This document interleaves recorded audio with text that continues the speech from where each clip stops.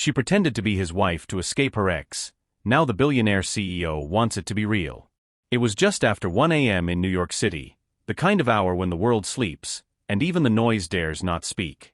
In a quiet neighborhood known for its peace, a sharp sound shattered the silence. Hurried footsteps, a woman's breath trembling, and the thump of panic against pavement. Caroline didn't look back. She couldn't. Behind her was the life she thought she'd built, a mansion, a husband, a marriage, a dream.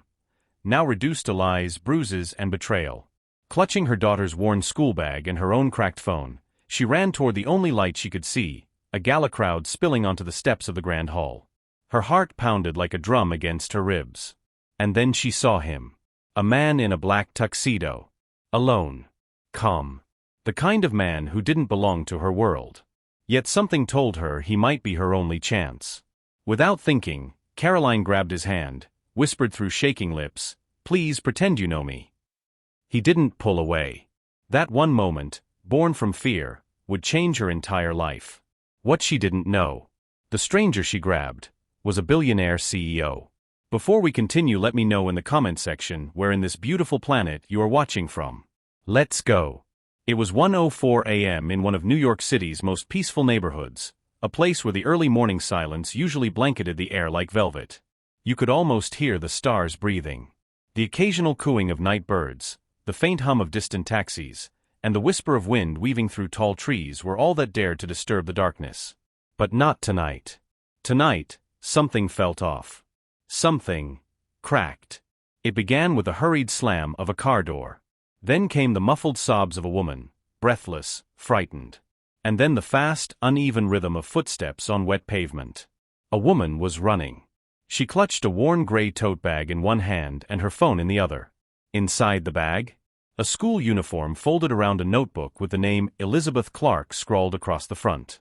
She wasn't just running away from something. She was running toward survival. Her name was Caroline. A mother. A nurse.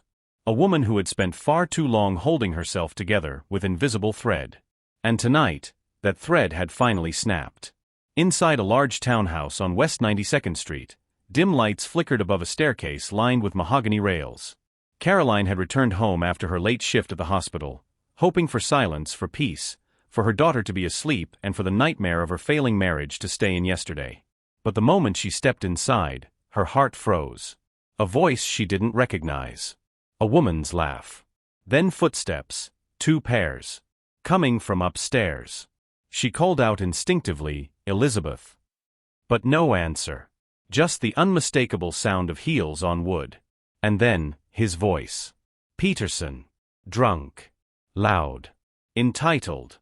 She hadn't seen him in 4 days, and yet here he was, bringing another stranger into their home. Into the space they once called sacred. "Caroline," he slurred from the top of the stairs, clearly surprised. "Didn't expect you tonight." Her hands shook. Her chest tightened. She could barely find her voice.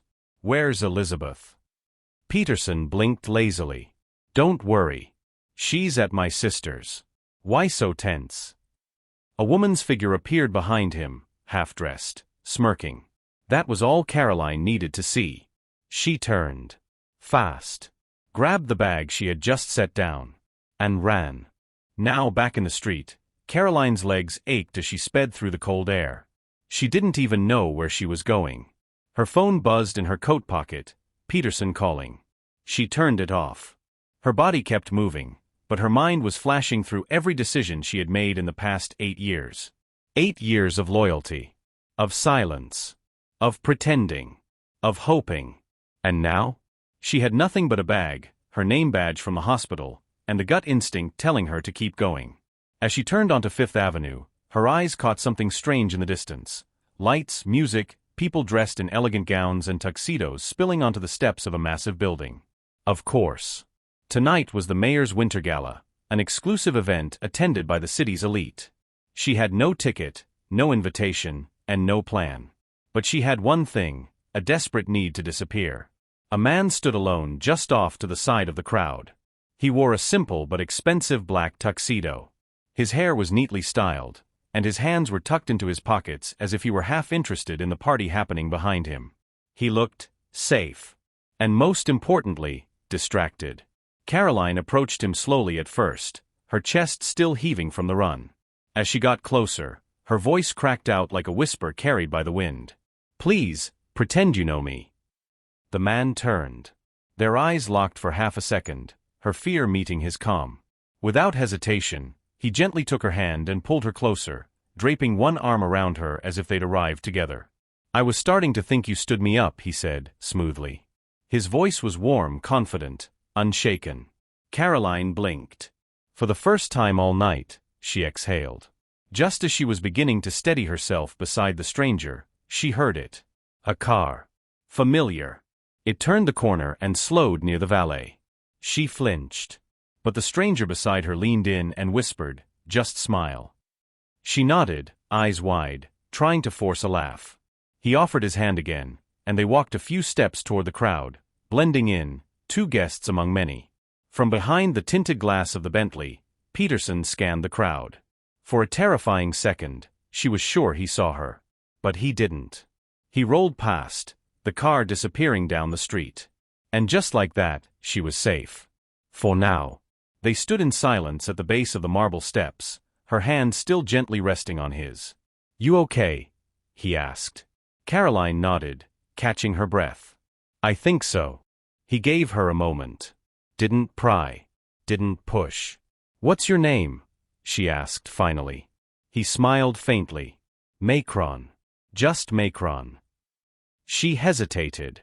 "I'm Caroline." "Well, Caroline," he said, his voice like velvet on glass, "you've got impeccable timing. I was beginning to think this night couldn't get any more interesting." Caroline smiled for the first time in hours. A real smile. Faint but present. She didn't know who this man was. She didn't know that his name wasn't just Macron, but Mr. Emmanuel Macron, a CEO whose business empire stretched across multiple states. She didn't know that he rarely attended public events, or that he'd been looking for someone real in a world full of masks. All she knew was that tonight he saved her. And something told her, their story was only just beginning.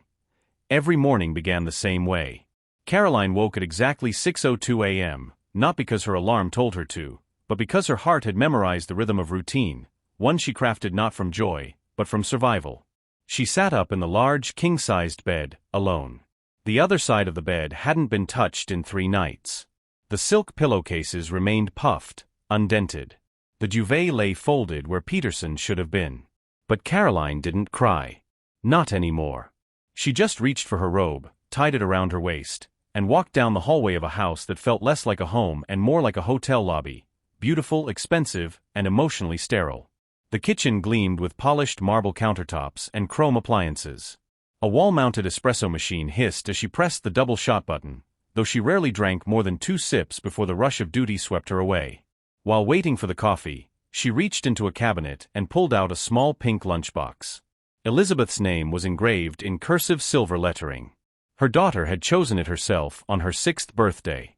Caroline packed her daughter's lunch with practiced hands, peanut butter on whole wheat, sliced strawberries, and her favorite granola bar.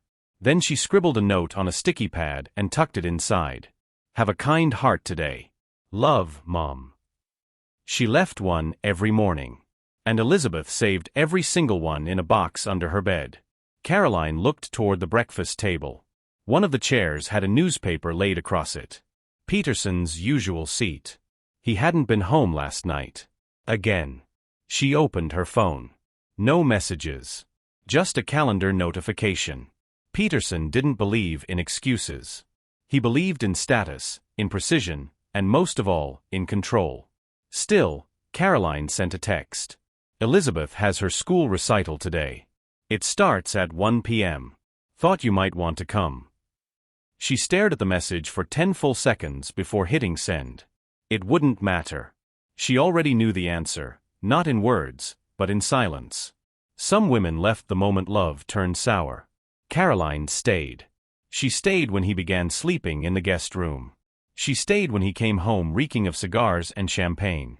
She stayed when he forgot anniversaries, missed Elizabeth's science fair, and canceled therapy sessions she'd begged him to attend. Why? Because she still believed love could be resurrected if only one person tried hard enough. So she cooked. She cleaned. She kissed him good night even when he turned away. She tucked her daughter in with fake smiles and whispered prayers, hoping the man she married would walk through the door again someday. But each day stretched her thinner, until she barely recognized the woman staring back at her in the mirror. That morning, she arrived at Metropolitan Specialist Hospital 15 minutes late, again. "Morning, Caroline," said Doreen at the front desk with a half-smile. "Rough start." Caroline nodded, brushing a strand of hair behind her ear. "Long night." Elizabeth had a bit of a stomach ache. It wasn't a lie. But it wasn't the truth either. The truth was that Caroline had spent half the night trying to reach Peterson, worrying that he was passed out in some hotel room or worse, arrested for another public argument. A week ago, a story had broken about a prominent business mogul being removed from a private event for aggressive behavior. The article didn't name him. But she knew. She always knew. Still, at work, she smiled. She delivered 3 babies that morning. Held new life in her hands. Cried with mothers and reassured fathers. Because in the delivery room, she was powerful. But at home, she was invisible. Caroline's love hadn't died. It had been buried, under years of neglect, under luxury disguises, under rooms filled with cold air and colder shoulders. She wasn't just holding her marriage together. She was holding herself together, piece by piece, every single day. But every woman has a breaking point. And Caroline was standing at the edge of hers. It was past 9 p.m. on a Wednesday when Caroline finally closed the hospital door behind her. The corridors had long emptied out, the air carried a cold sterility, and the last patient file in her hand felt heavier than usual, not because of the weight of paper, but because of the storm swirling inside her chest. As she stepped into her car, her phone buzzed. A message from Christy. "I need to speak with you tonight. Please." Caroline drove home in silence. The radio was off. The streetlights outside flashed across her windshield like questions she wasn't ready to answer. By the time she opened her front door, Christy was pacing the living room, her hands nervously folded, eyes filled with something between guilt and urgency. "Is Elizabeth okay?" Caroline asked immediately. "She's fine," Christy nodded. "She's already asleep. It's not about her. It's about Mr. Peterson." That name still had a strange hold over Caroline, like a rope pulling her heart into places it didn't want to go. Christy exhaled. "I've seen him. With other women. Here. While you were at work." The words hung in the air like smoke. I didn't want to be the one to say it," she continued, her voice trembling. "But I can't keep pretending I don't see it. They come during the day. They go upstairs. I don't hear much, but I know it's not right. Not when you're not here." Caroline blinked, not in surprise, but in confirmation. She had known. Somewhere inside, she had always known. That night, Caroline couldn't sleep. She lay in the guest room, not their bed. Not anymore. The ceiling fan whirred above her, but her mind raced faster than any breeze. The words kept circling back. "I've seen him. With other women." Around 1:30 a.m., she reached for her phone. Not to message Peterson. Not this time. She opened her browser and typed. The results blurred together in a mess of phone numbers and sponsored ads. She refined her search. Trauma counseling after betrayal. How to know if your husband is cheating. How to leave a marriage with a powerful man. Her chest tightened. She didn't want just advice. She wanted truth. Professional, unbiased truth. She began writing down names, those with genuine reviews, those with photos that looked like they actually listened. 5 names. 5 strangers. All booked by 3:15 a.m. She closed her phone. Stared at the ceiling. And for the first time in a long time, she didn't cry. The room smelled of chamomile and old paper. Dr. Raina Jacobs gestured toward a suede chair. "Take your time. No need to rush into it." Caroline sat. Straight-backed, hands folded, voice calm. "I think my husband is cheating," she said. Jacobs didn't flinch. She leaned slightly forward. "Do you think or do you know?" "I don't have footage or photos," Caroline said, "but our nanny confirmed it. And I believe her." Jacobs nodded, writing something. "Have you spoken to him?" "No. Not directly. He just twisted it." Make me feel like I'm imagining it. They sat in silence for a moment. Caroline, Jacob said gently, you're not here to prove he's guilty. You're here to ask what this is doing to you. Caroline blinked. I want to believe I can fix it. Jacobs closed her notebook. You've probably spent years doing that already. Tell me, in the last month, how many times have you smiled because of him? The answer came too fast. 0. Jacobs leaned forward again. Then tell me this, why are you still giving him permission to ruin your peace? Jacobs gave her a homework assignment. I want you to write a list of everything he does that hurts, the things you wouldn't tolerate if a friend told you their partner did it. And then, read that list as if it's not you. Caroline left the office an hour later. Not lighter, but not numb, either. She bought a notebook that same evening. Its cover said, Things I Refuse to See. Caroline hadn't told him much before he asked his first question. If your husband weren't wealthy, would you still be with him? That stopped her cold. She hesitated, thinking about the answer, searching for anything redeemable. I don't think so, she whispered. Brooks leaned back. That's honest. Most people lie to themselves for years. She told him about the emotional distance, the missed recitals, the way Peterson laughed at therapy, the drinking, the forgetting, the arrogance. And yet, she always cleaned his favorite jacket, always kept dinner warm just in case he came home. Alonzo listened without interruption. Caroline, marriages break down in 2 ways. Sometimes through fire, yelling, screaming, slamming doors. But most of the time, he paused, they die by frost. Quiet. Cold. Days without touching. Months without trying. She felt tears sting her eyelids. Not from sadness. From resonance. He handed her a tissue and said gently, If your heart is no longer in the room, don't let your body stay to keep up appearances. Caroline left Brooks' office not with an answer, but with a mirror. A mirror that showed her she'd been living in emotional winter for far too long. Caroline had now seen 2 counselors. 2 people who looked her in the eye and didn't ask, What did you do wrong? They didn't try to fix Peterson. They focused on her, the woman who had bent, folded, and nearly broken herself trying to preserve a marriage that had already withered. But she wasn't done searching. There were still 3 names left on her list. And something inside her, deeper than fear, louder than doubt, whispered, The truth is real, even if you pretend it isn't. When Caroline entered Sister Margaret's office, the first thing she noticed was the quiet. Not the awkward kind. Not the heavy silence of her house. But a peaceful quiet, one that felt like permission to exhale. They sat across from each other with tea between them. I don't want to be another bitter woman, Caroline said quietly. I don't want to give up. Margaret leaned in, not judgmental, but curious. Do you feel like you're giving up, or finally telling yourself the truth? Caroline swallowed hard. I kept praying he'd change, she confessed. That maybe I just needed to love him better. That God would soften his heart. Sister Margaret smiled softly. Even God doesn't force love, Caroline. Why should you? The room felt still again. You took vows, she continued, and you honored them. But your vows don't require you to tolerate deception. God is not asking you to stay somewhere that's killing your spirit. Tears welled in Caroline's eyes.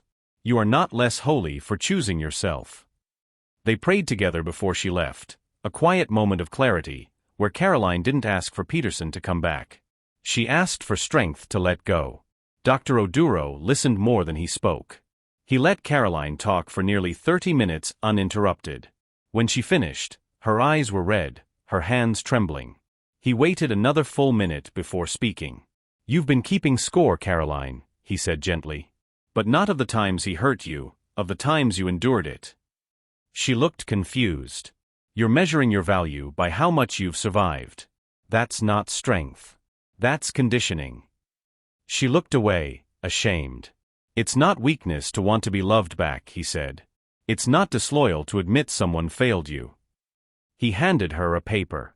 It was a self-assessment chart, questions about control, emotional neglect, manipulation, dismissive behavior. She scored over 80%. High emotional abuse risk. Your body is in survival mode, he explained. You're reacting to stress like it's oxygen. That's not peace. That's trauma bonding. Caroline's eyes widened. No one had ever said it like that. She had confused pain with passion, endurance with loyalty, silence with grace. She left with a notebook of self-check prompts and a question that echoed for days. If this wasn't your story, would you let your daughter live it? Hazel didn't waste time. She sat across from Caroline like a lawyer preparing to win a case. I've reviewed your intake form, she began. Tell me, does your husband control your finances? Caroline shook her head. No.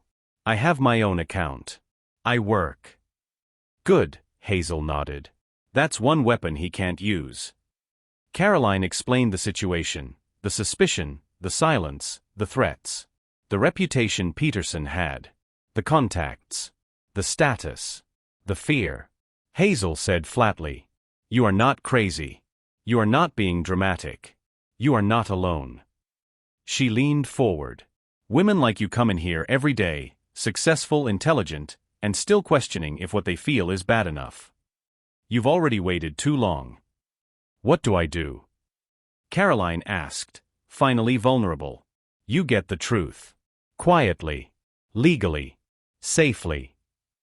Hazel opened a drawer and pulled out a small black box. This is a motion-sensitive, time-stamped camera. Looks like a charger. Audio-enabled. Caroline stared at it like it was radioactive. Put this in your bedroom, Hazel said. Don't tell anyone. Not even the nanny. Just collect the truth. Let him bury himself. Caroline took the box with shaking hands. Hazel added one more thing. Truth doesn't destroy marriages. Lies do.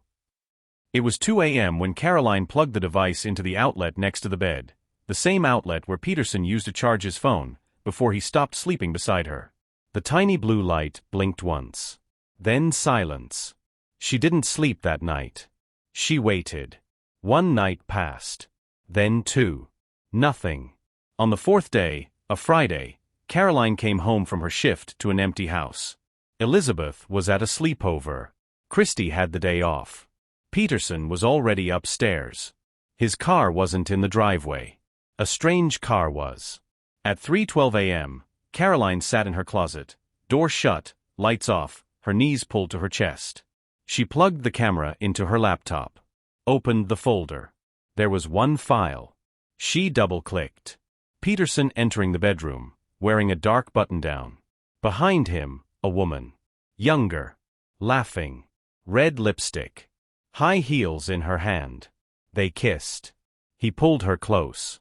They disappeared into the frame. Moments later, the sounds began. Voices. Laughter. Clothing. The bed creaked. Caroline didn't watch the rest. She didn't need to. She closed the laptop slowly. Took a deep breath. Her face was blank, not broken. She stood up. Walked to the bathroom. Removed her wedding ring and set it beside the sink. Then she looked at herself in the mirror, really looked. Not the tired nurse.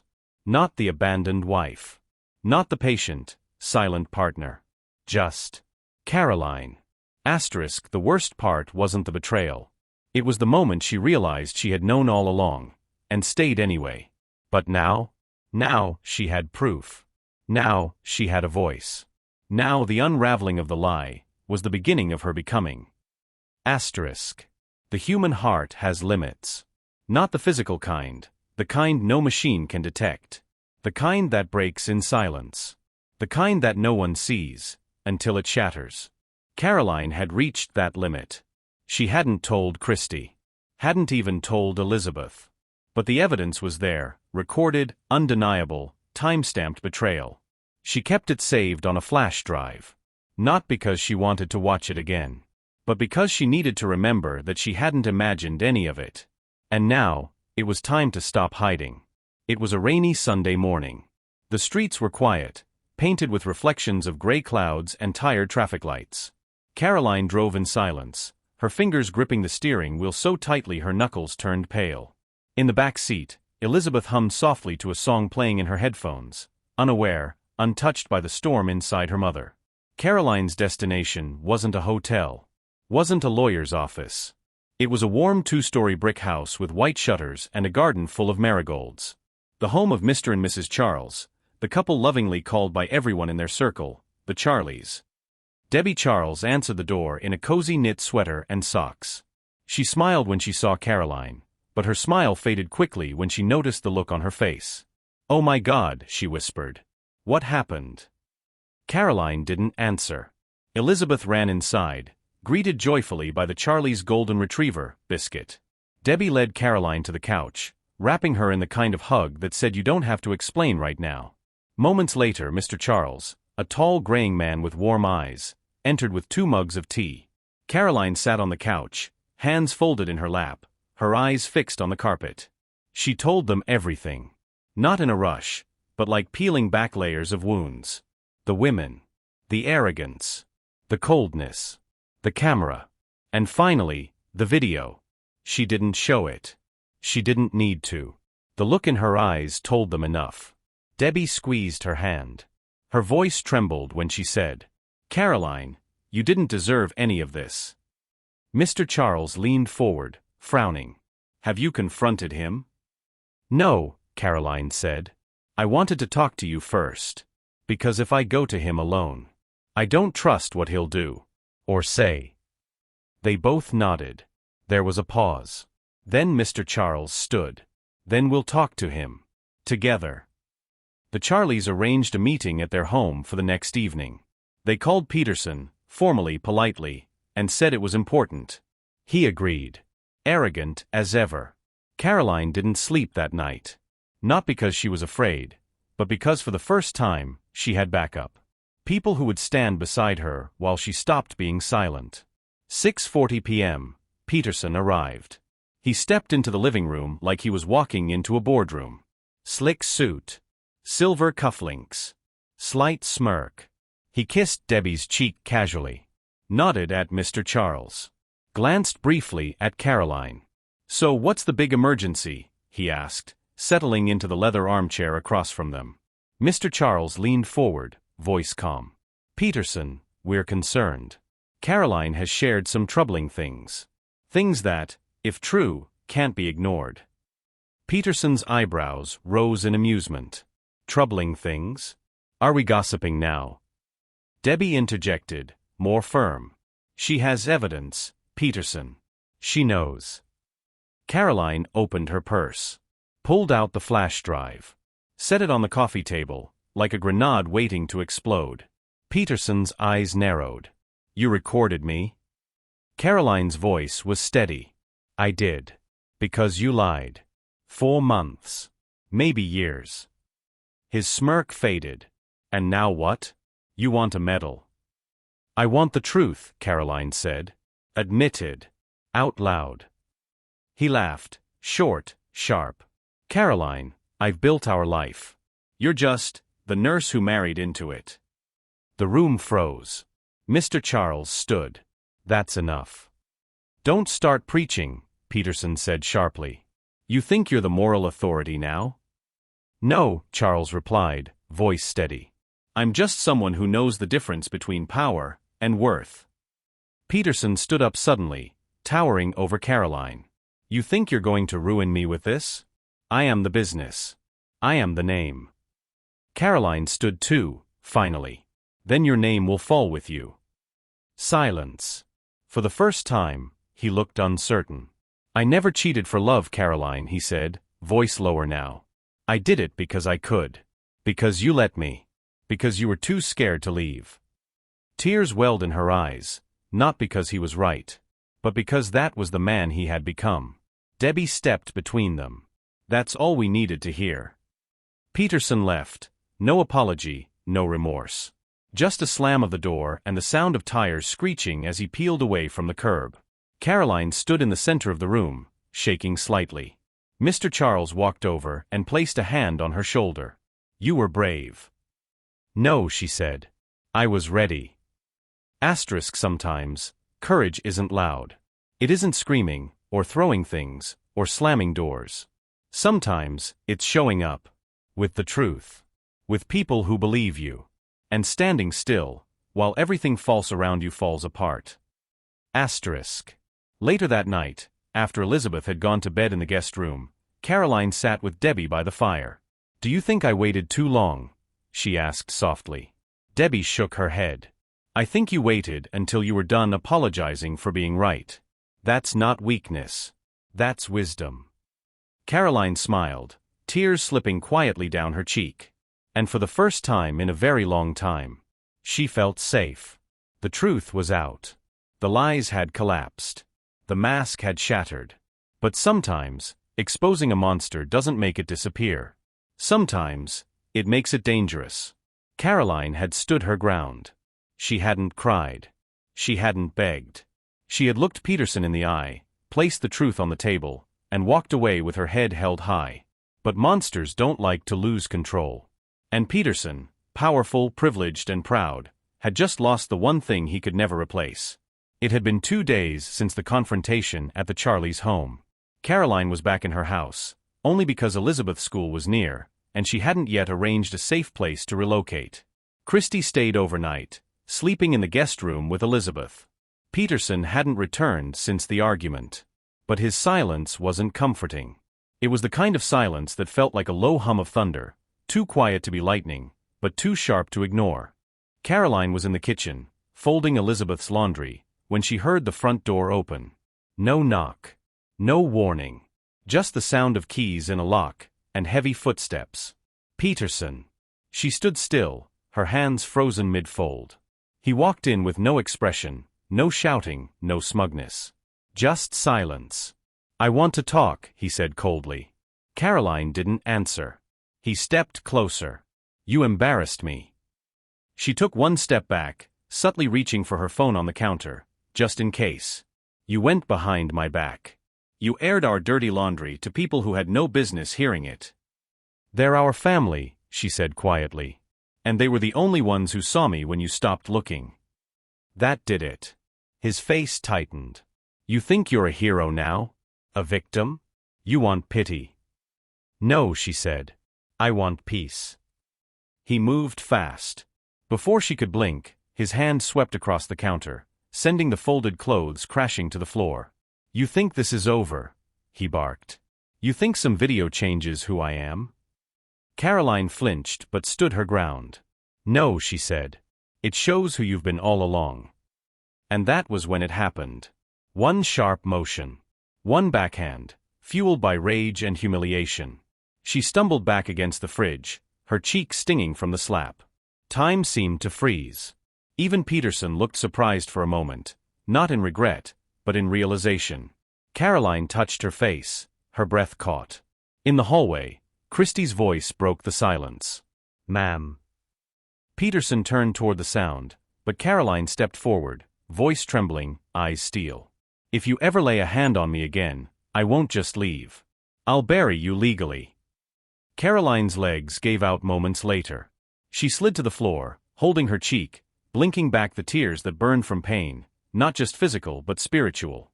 Christy rushed in, panic in her voice. Elizabeth peeked around the corner. Caroline saw her daughter's eyes widen. Not in confusion, but fear. That was when everything inside her broke. "Call the Charlies," she whispered. "Tell them I need help. Now." The emergency room at Metropolitan Specialist Hospital was a place Caroline knew well, but never from this angle. She lay in a bed, a thin white bandage on her cheek, a doctor friend she had trained alongside checking her vitals. "You need to rest," the doctor said. "You're safe here." Safe. It was the first time she'd heard that word spoken about her in years. Mr. and Mrs. Charles arrived within the hour, Debbie crying, Mr. Charles red with fury. Elizabeth sat in the corner chair beside Christy, silent but alert. Later that night, a nurse brought Caroline a clipboard. "We're obligated to report this to local authorities," she said gently. "You can choose to file or not, but it's on record." Caroline stared at the pen. Her hand trembled slightly as she picked it up and wrote her name. Not because she wanted revenge, but because this wasn't about Peterson anymore. It was about the girl in the corner chair, watching her mother choose between silence and survival. Asterisk, the bruise on her face would heal. But the bruise on her heart, the one she had ignored for years, that would take longer. Still, it had been named. It had been seen. And sometimes, healing begins with letting the world see the pain you've hidden. Asterisk. 3 days later, Caroline was discharged. Peterson hadn't called. Hadn't messaged. Hadn't shown up. But that was fine. Because she had already made up her mind. She wasn't going back. When she stepped outside the hospital, the air felt different. Not lighter, but clearer. Caroline didn't return to their home. Instead, with Christie's help, she packed essentials, clothes, Elizabeth's schoolwork, legal documents, her hospital files, and left everything else behind. Mr. Charles arranged for a private apartment. Debbie filled the fridge. Christie volunteered to stay for the first few weeks. Elizabeth said nothing as they unpacked. But that night, as Caroline tucked her in on a twin bed beside a window overlooking the city, her daughter whispered, "Are we safe now?" Caroline kissed her forehead. "Yes, baby. We are." Asterisk survival isn't always loud. Sometimes, it's quiet keys locking a door behind you for the last time. Sometimes, it's walking away with your daughter's hand in yours, and no map, just a direction. Time passed slowly in the apartment. Caroline had survived the worst of it, the bruises, the lies, the betrayal. But survival wasn't the same as healing. It wasn't a finish line. It was the first step. Every morning, she woke up to silence. But this time, it didn't hurt. It felt clean. She made breakfast with Christie, walked Elizabeth to school, worked her hospital shifts, and came home to a space that no longer felt like a battlefield. No raised voices. No cold shoulders.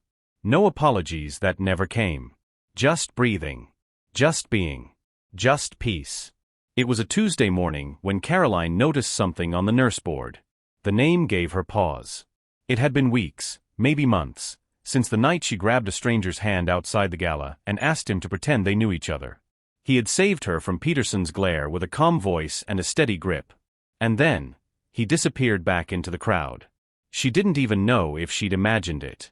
But now, there he was. In her hospital. She entered room 17B with the usual clipboard and professionalism. But the moment she stepped inside, he looked up and smiled. "Caroline," he said, without hesitation. Her breath caught for just a moment. She expected formality, surprise, maybe even forgetting. But there was none of that. He remembered. She smiled, cautious but warm. "Mr. Macron. I didn't think you'd remember. Hard to forget a woman who saved me from the world's most boring party, and made me look interesting for 5 minutes." She laughed, genuinely. And for the first time in what felt like forever, her smile wasn't something she had to fake. As she took his vitals and reviewed his chart, the conversation flowed easily.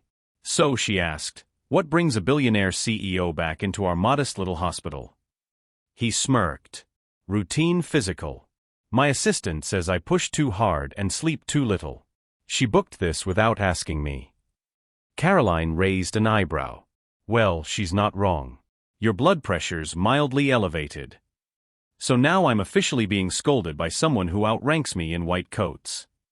"You should take it seriously," she said, scribbling notes. "Health doesn't care how many zeros are in your account." He paused. "That's the kind of thing I needed to hear." There was silence, not awkward, but thoughtful. He watched her work, his gaze steady but not intrusive. "You seem different," he said gently. "Lighter." Caroline nodded slowly. "Because I am." Some reunions are loud, dramatic.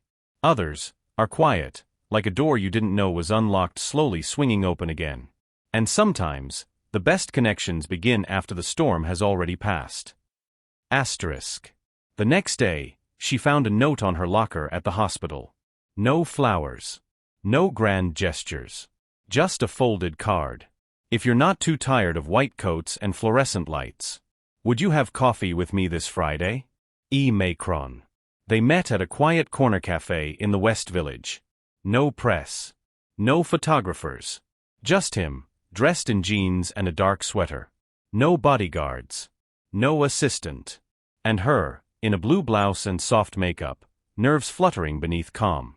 "Why me?" she asked, after their first sips. He looked out the window for a moment. "Because that night, when you grabbed my hand, you didn't see a billionaire. You saw someone safe. And I felt seen for once."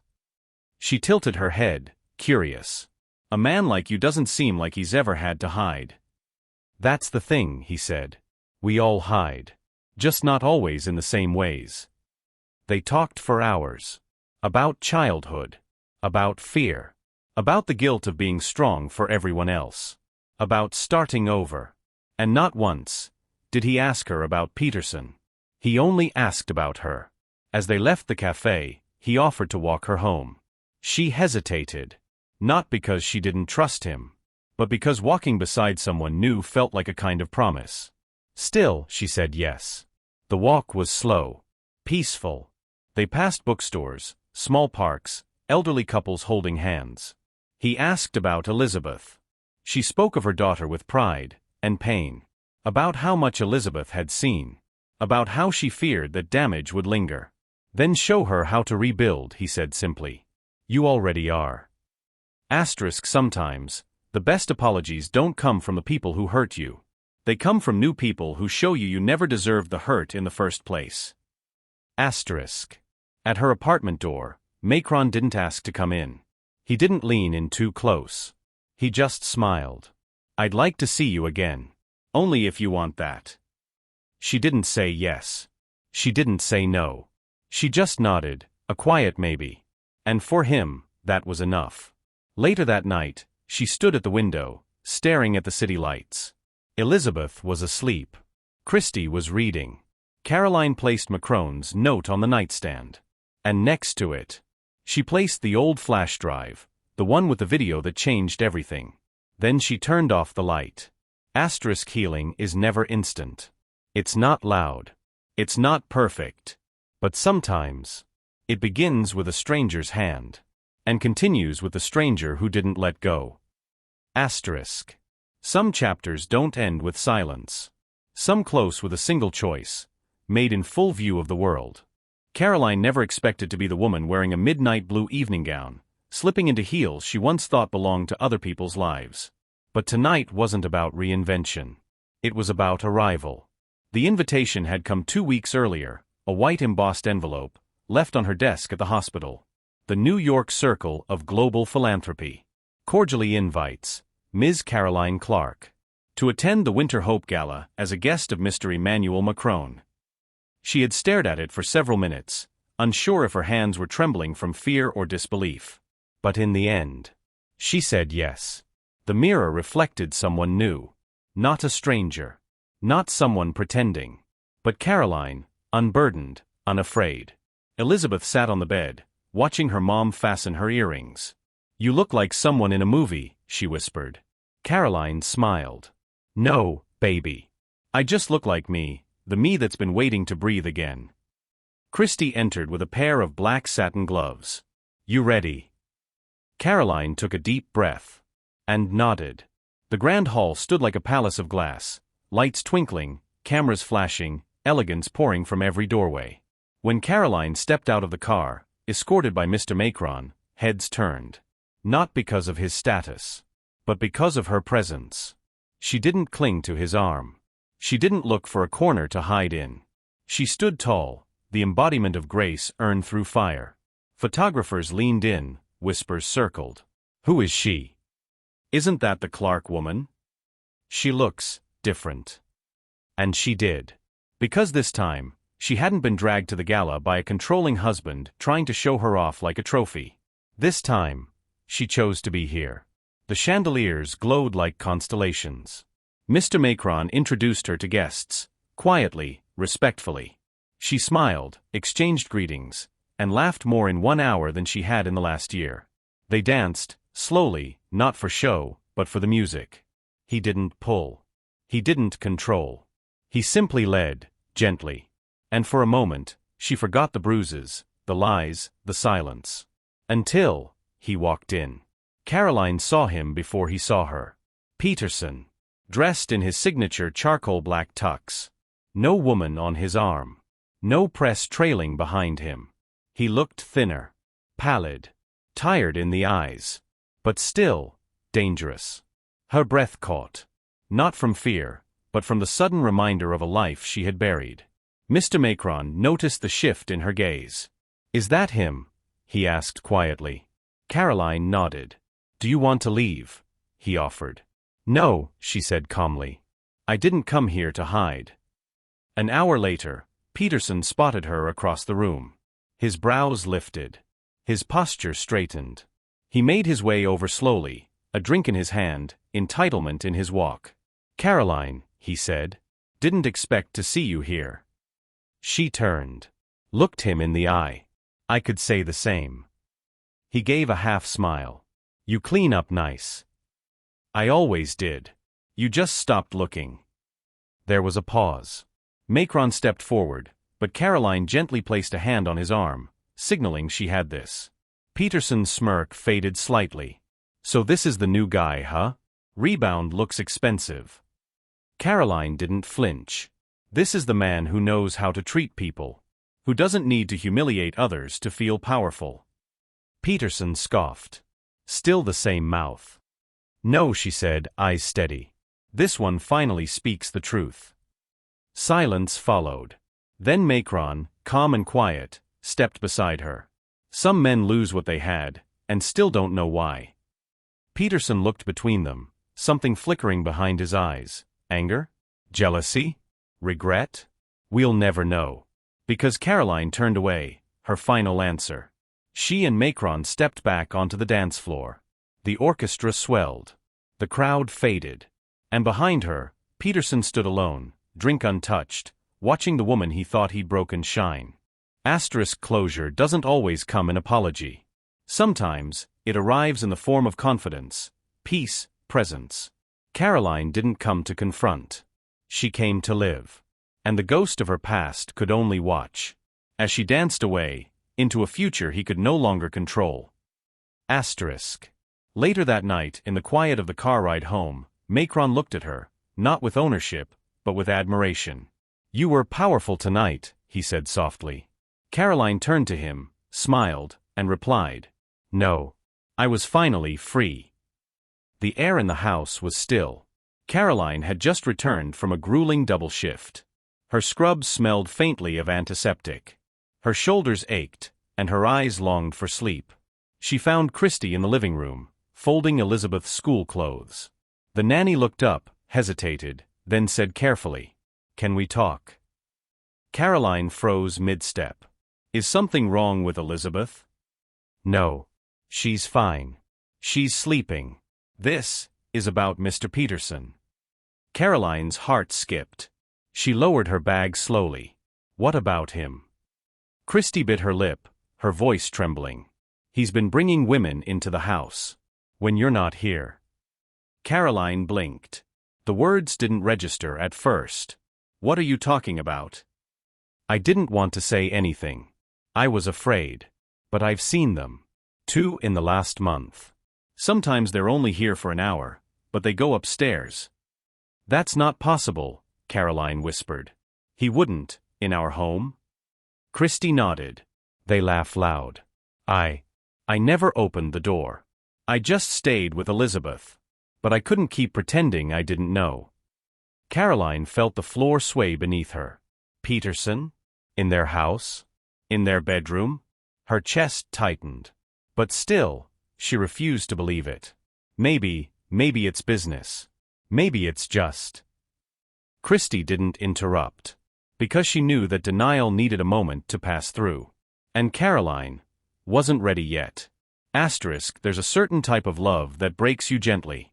The kind where you see the cracks, but convince yourself they're shadows. Because if the truth is real, the world you've built shatters. That night, Caroline didn't sleep. She sat in the guest room, scrolling through her phone in the dark. How to know if your spouse is cheating. Signs of emotional manipulation. What to do when trust is gone. The questions didn't give her comfort, they gave her confirmation. And by 2 a.m., her hand was shaking as she typed in a final search. Discreet counseling for emotional betrayal, NYC. She wrote down 5 names. 5 strangers. And booked 5 appointments. She didn't want pity. She wanted truth. A quiet office in Manhattan. Walls the color of sand. A desk with tissues already waiting. Dr. Jacobs had kind eyes and a patient silence. "Tell me what brought you in," she asked.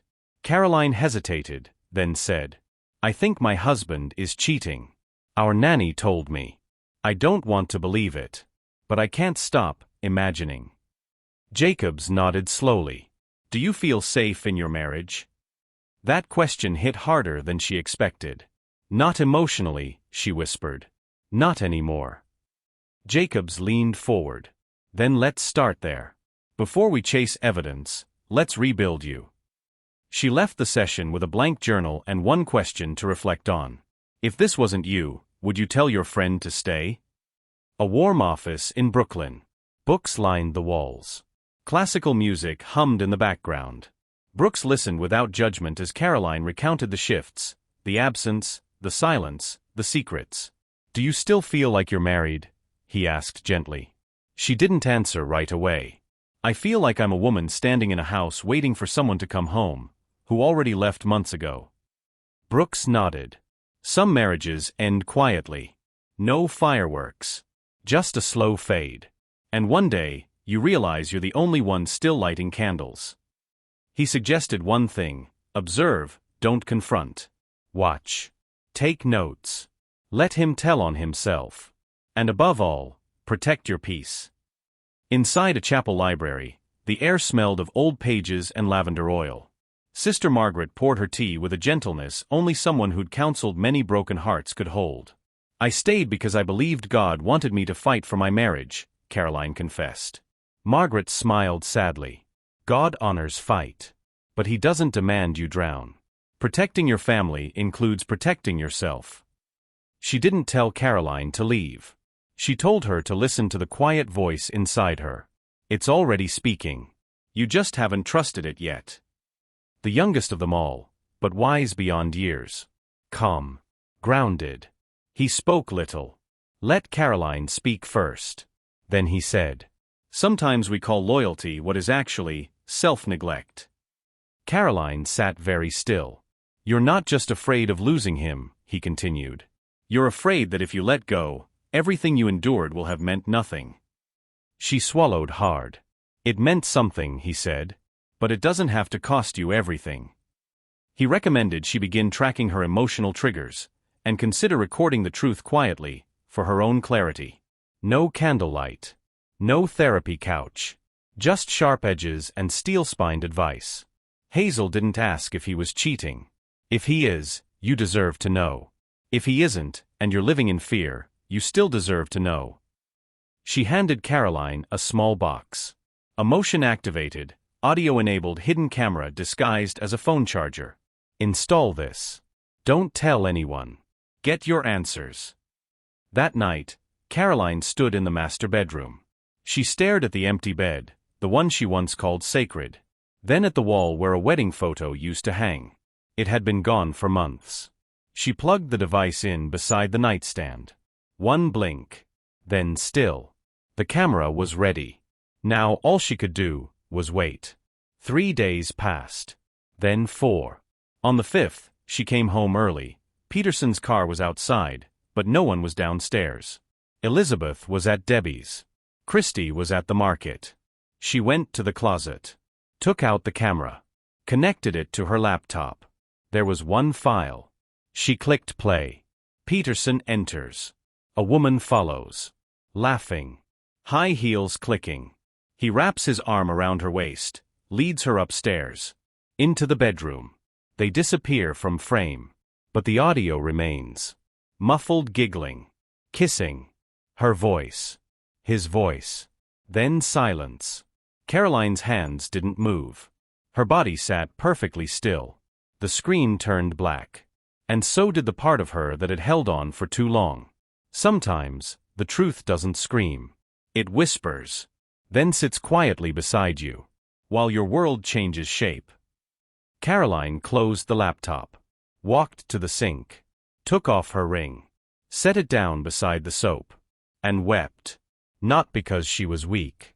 Not because she was shocked. But because she had stayed long enough to need proof, when her heart had already known. Has someone ever told you the truth, and you chose not to believe it, until it was too late? If this story speaks to something you've lived, or someone you know has, share your voice in the comments. And don't forget to like and subscribe. Because Caroline's journey isn't over yet, it's only just begun. There are some places you go not to be saved, but to finally breathe. For Caroline, that place had always been the warm, ivy-covered home of Mr. and Mrs. Charles, the couple she and Peterson used to call the Charlies. They were more than friends. They were foundations. The kind of people whose living room felt like a shield from the rest of the world. And tonight, Caroline needed a shield. She knocked on the door just after sunset. No appointment. No call. But the moment Debbie Charles opened the door and saw the pain on Caroline's face, she knew. "Come in, honey," Debbie whispered, wrapping her arms around her like a blanket. "You're home."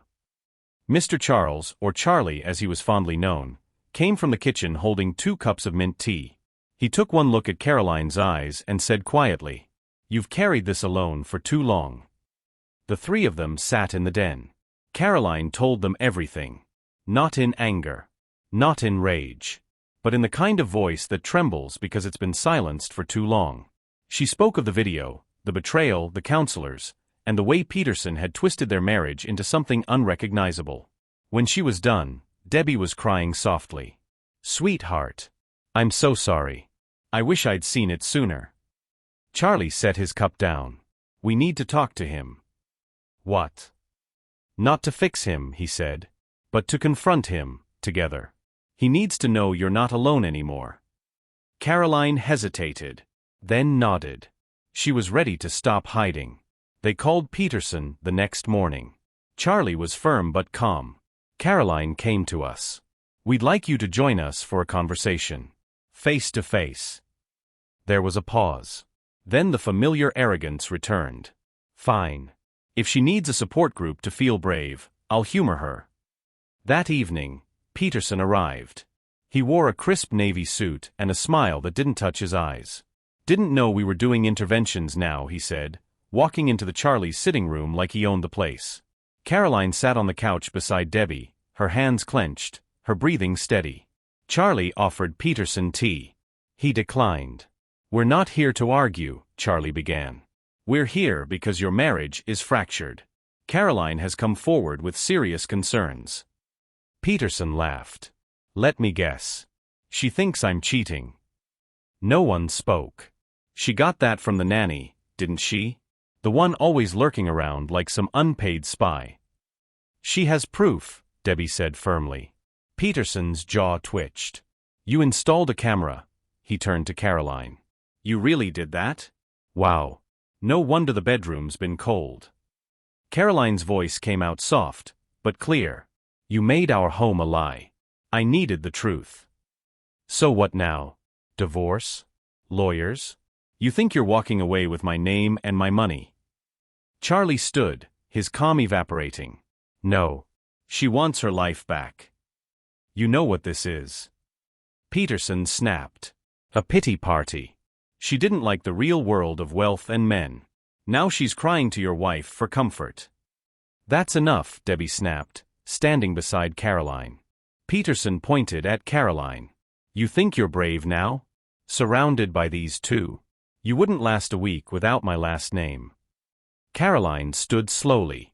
"Then take it," she said. "Because it doesn't define me anymore." Peterson stormed out. But his last words before slamming the door made the air go still. "You'll regret this." For a day, things were quiet. Too quiet. Peterson didn't call. Didn't show up. Didn't lash out. Caroline thought maybe, just maybe, the worst had passed. But monsters don't sleep. They wait. 3 nights later, Caroline returned home after her late shift. The house was dark. Elizabeth was asleep at Debbie's. Christy was off for the evening. Caroline walked into the kitchen to pour herself tea, and nearly dropped the mug. Peterson was there, leaning against the counter. Drunk. "So you're back now," he said, voice slurred. "What are you doing here?" she asked, heart racing. "This is still my house.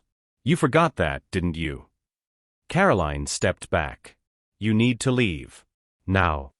"You embarrassed me, Caroline," he said, stepping closer. Made me look weak. You did that yourself. His hand moved fast. This time, not just a slap. He shoved her. She fell hard against the corner of the island, pain radiating through her side. The world blurred. Her ears rang. She didn't remember the next few seconds, only the sound of the front door slamming behind him.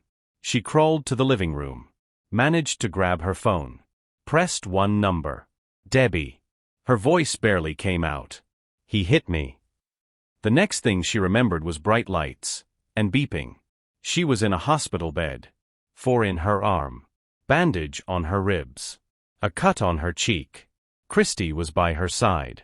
So was Debbie. Tears filled their eyes. "We're here," Debbie whispered. "You're safe." Mr. Charles arrived later, furious but composed. They filed a police report. A nurse brought her a painkiller. Another took her blood pressure. And for the first time, Caroline realized. She hadn't felt this scene in years. Elizabeth entered the room quietly the next day. Caroline tried to smile. "Hey, baby." Elizabeth climbed into the chair beside her. "Are we leaving forever this time?" Caroline nodded slowly. "Yes, we are." Elizabeth exhaled. "Good." Caroline spent 4 nights in the hospital.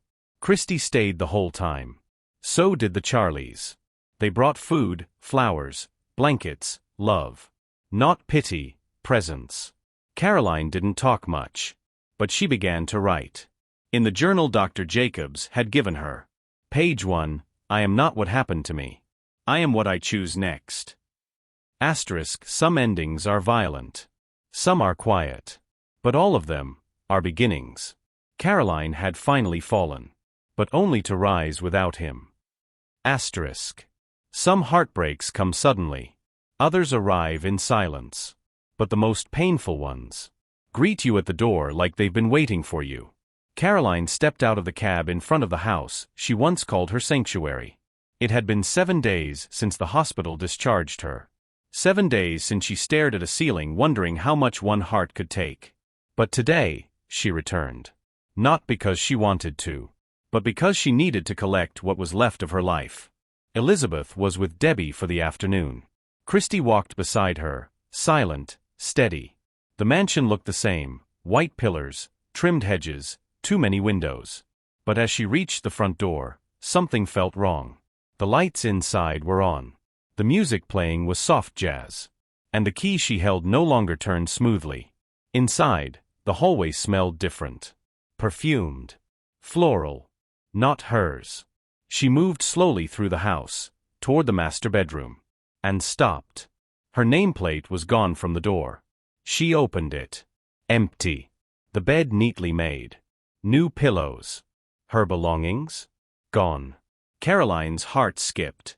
She turned toward the guest room across the hall. She opened it, and froze. Her suitcases. Her clothes. Elizabeth's toys. All placed there neatly. As if she had always belonged in the shadows. "You must be Caroline." The voice came from behind her. Caroline turned. A woman stood at the top of the stairs. Mid-30s. Beautiful in a practiced way. Dark red lipstick. Diamond earrings. A silk robe tied a little too casually. "I'm Charlotte. I think we need to talk." Caroline stared at her, the weight of confusion morphing into rage, then collapsing into numbness. "Why are you here?" she asked softly. "Peterson said you moved out. That it was over." Caroline stepped forward. "This is my house." Charlotte's eyes flickered. Guilt? Shame? Familiar pain? "He said the same thing to me once, when I found out about his last wife." They sat across from each other at the kitchen table. Christy stood silently nearby, arms folded protectively. Charlotte spoke first. "I met Peterson 4 years ago. At a business charity event. He was charming. Powerful. Generous." She paused. "He said he was separated. Said his wife didn't understand him. That he was just waiting for the right moment to move on." Caroline's stomach churned. "I was that right moment for a while, until I wasn't." "You left?" Caroline asked. Charlotte laughed bitterly. He left me first. One day, I came home and he'd blocked my number. Changed his address. I had no rights. No voice. She looked down at her hands. But I kept coming back when he called. Because I thought maybe, just maybe. Caroline shook her head. He doesn't come back. He just circles. Charlotte looked her in the eye. When he invited me back here, I thought, maybe he changed. Did you know he had a wife and child still living here? Caroline asked, voice cracking. Charlotte's eyes watered. I do now. Some truths don't hurt because they're new. They hurt because deep down, you always knew. But you hoped you were wrong. Caroline stood. Walked to the living room window. Outside, the sky was turning orange. Evening light cutting across the marble floors like glass. I can't stay here, she whispered. Where will you go? Charlotte asked. Somewhere safe. Christy stepped forward. We can pack fast. I'll help you. We won't leave a trace. They moved quickly. Caroline packed only the essentials. Elizabeth's school supplies, a few photos, legal documents, the journal, her stethoscope. She didn't cry. Tears weren't needed anymore. Only motion. Christy loaded the last bag into the trunk. Charlotte stood in the doorway, arms crossed. For what it's worth. I'm sorry. Caroline nodded. Don't be sorry. Just don't stay. Charlotte looked away. I think I already knew I couldn't. As Caroline stepped out of the mansion for the last time, the door shut behind her without resistance. The same door that once opened to love, laughter, new motherhood. Now closed behind betrayal, pain, and silence. No Peterson in sight. No apology. No explanation. And she didn't need one anymore. Elizabeth would be safe. Christy would be there. And Caroline? She'd start again. There comes a moment. When a woman stops begging to be chosen. And starts choosing herself. Caroline didn't run that day. She walked. One step, then another. With her child. With her courage. And with nothing but her name. Not all shelters have walls. Some come in the form of kindness. A spare key. A stocked fridge. A bed with clean sheets. And no ghosts. The Charlies didn't ask questions. They simply handed her the keys to a small apartment over their garage. A quiet, sunlit space with creaking floors and thick curtains. Stay as long as you need, Debbie had whispered. There's no timeline on healing. The apartment had one bedroom, one bathroom, a small kitchenette, and a living room that smelled like lavender and wood polish. Caroline didn't unpack much. Just enough for Elizabeth's school things, a few work clothes, and the single-framed photo she couldn't let go of. Elizabeth at age 4, laughing in a garden. That picture became her anchor. Because Caroline wasn't sure who she was anymore. But she knew who she had to show up for. The first week was heavy. The kind of heavy that lives in your bones, not your suitcase. She barely ate. Nights came quietly, but the flashbacks didn't. The bruises. The scream she never got to finish. The moment her wedding ring hit the side of the sink to Charlotte's hollow voice saying, I thought I was the only one. And then, guilt. Why didn't I leave sooner? Why did I let it get this far? What did I teach Elizabeth by staying? Questions that repeated like whispers in the walls. But every morning, Elizabeth's small voice pulled her back. Mommy, can I wear the red sweater today? Did you pack the banana chips? Will you pick me up early, just this once? And Caroline, no matter how drained, how broken, how empty, always answered, yes, baby. I'm here. 2 weeks after the move, Caroline stood outside the hospital. She wore fresh scrubs, but her hands trembled slightly as she clutched her ID badge. She was no longer the same nurse who had once rushed through these halls, balancing family and patients, dreams and reality. She was quieter now, but also sharper. Like something had broken open, not just from pain, but from clarity. Welcome back, her supervisor said, offering a hug that didn't press too hard. Take it one patient at a time. That night, Elizabeth fell asleep quickly, exhausted from school and cartoons. Caroline stood alone in the bathroom. She faced the mirror.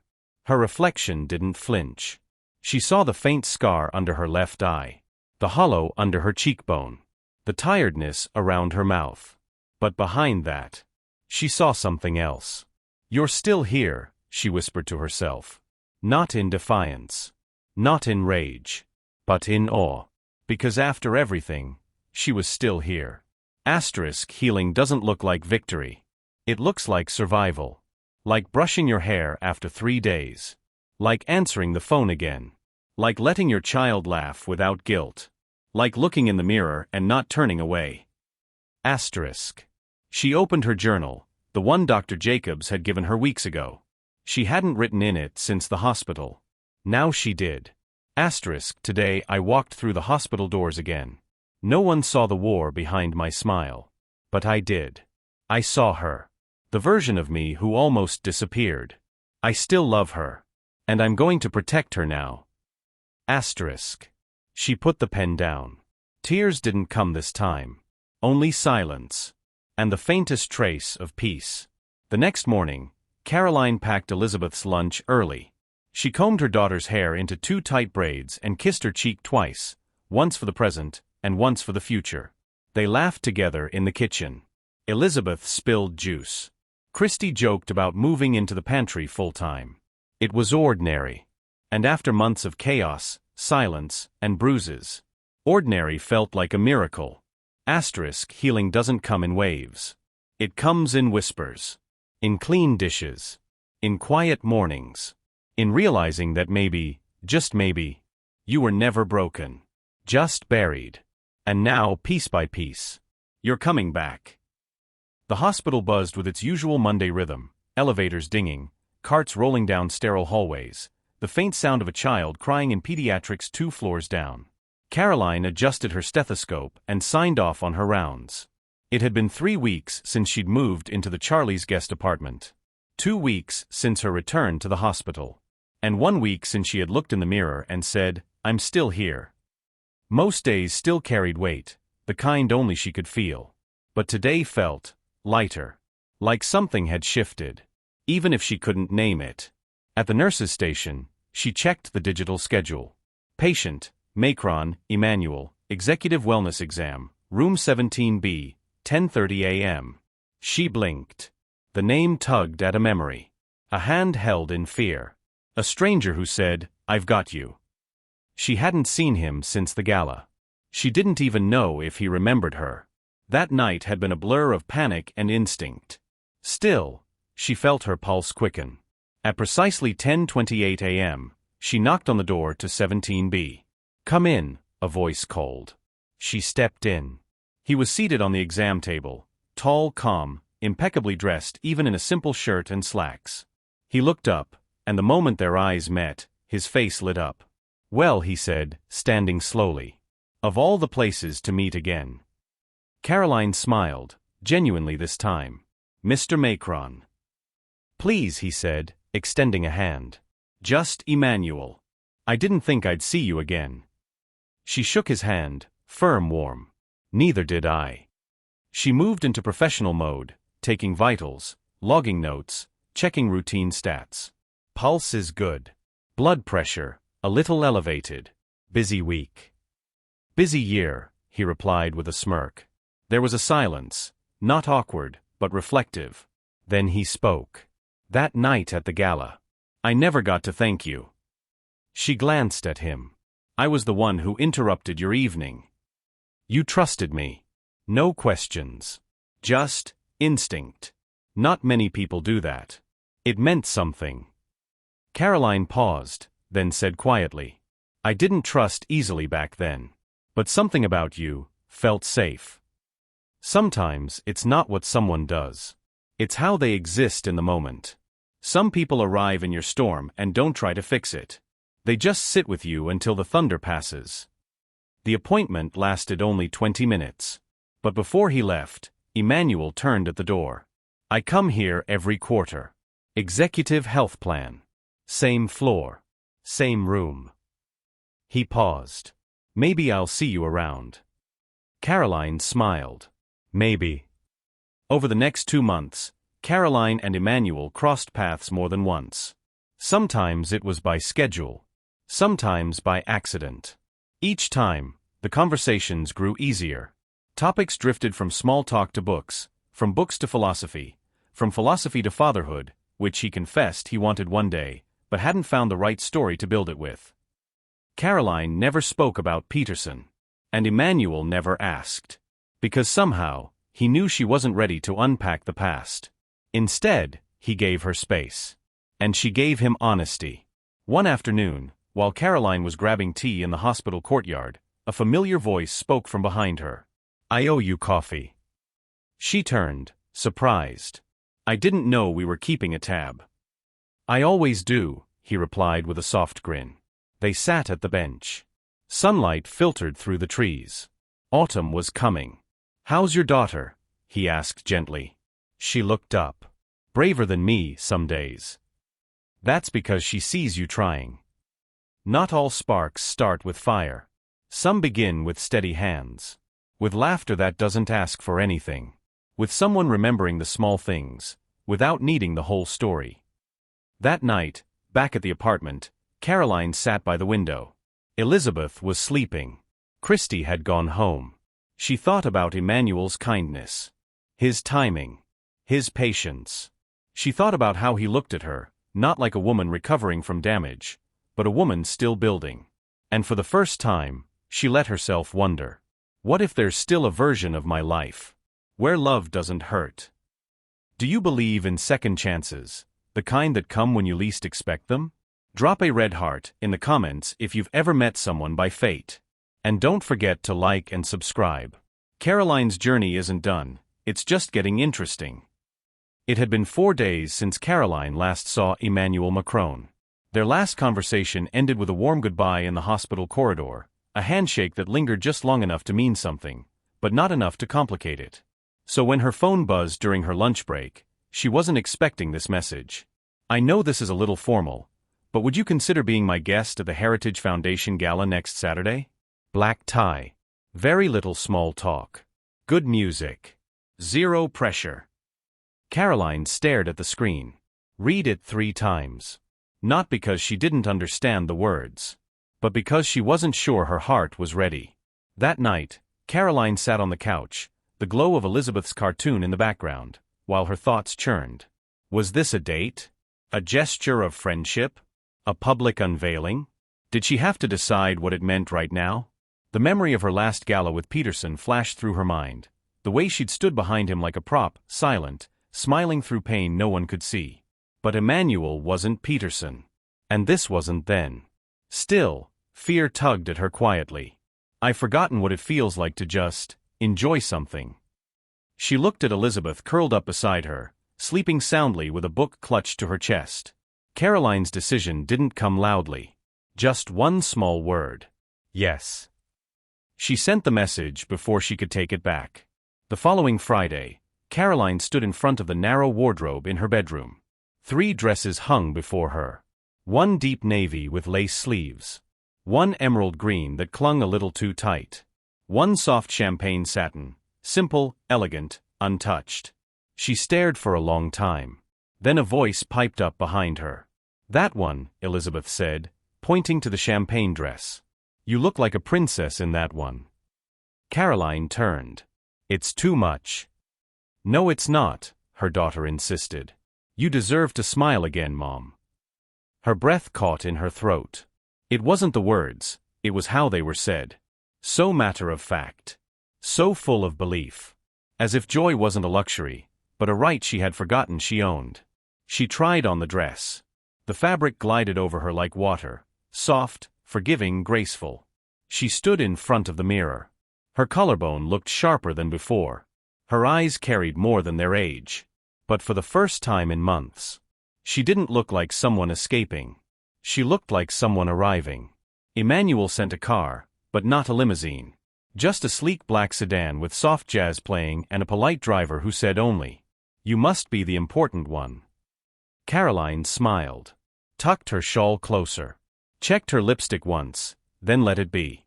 The city passed by, golden windows, shadows, silhouettes in motion. But inside that car, Caroline was still. Not hiding. Not shrinking. Not pretending. Just going. To a night she chose. The venue was breathtaking, an old cathedral-turned-event hall. Candles floated in glass spheres above velvet-draped tables. A string quartet played Vivaldi near the entrance. Caroline stepped out. She heard whispers. Cameras. Gasps even. Not because of who she was with, but because she carried herself like a woman who had survived something.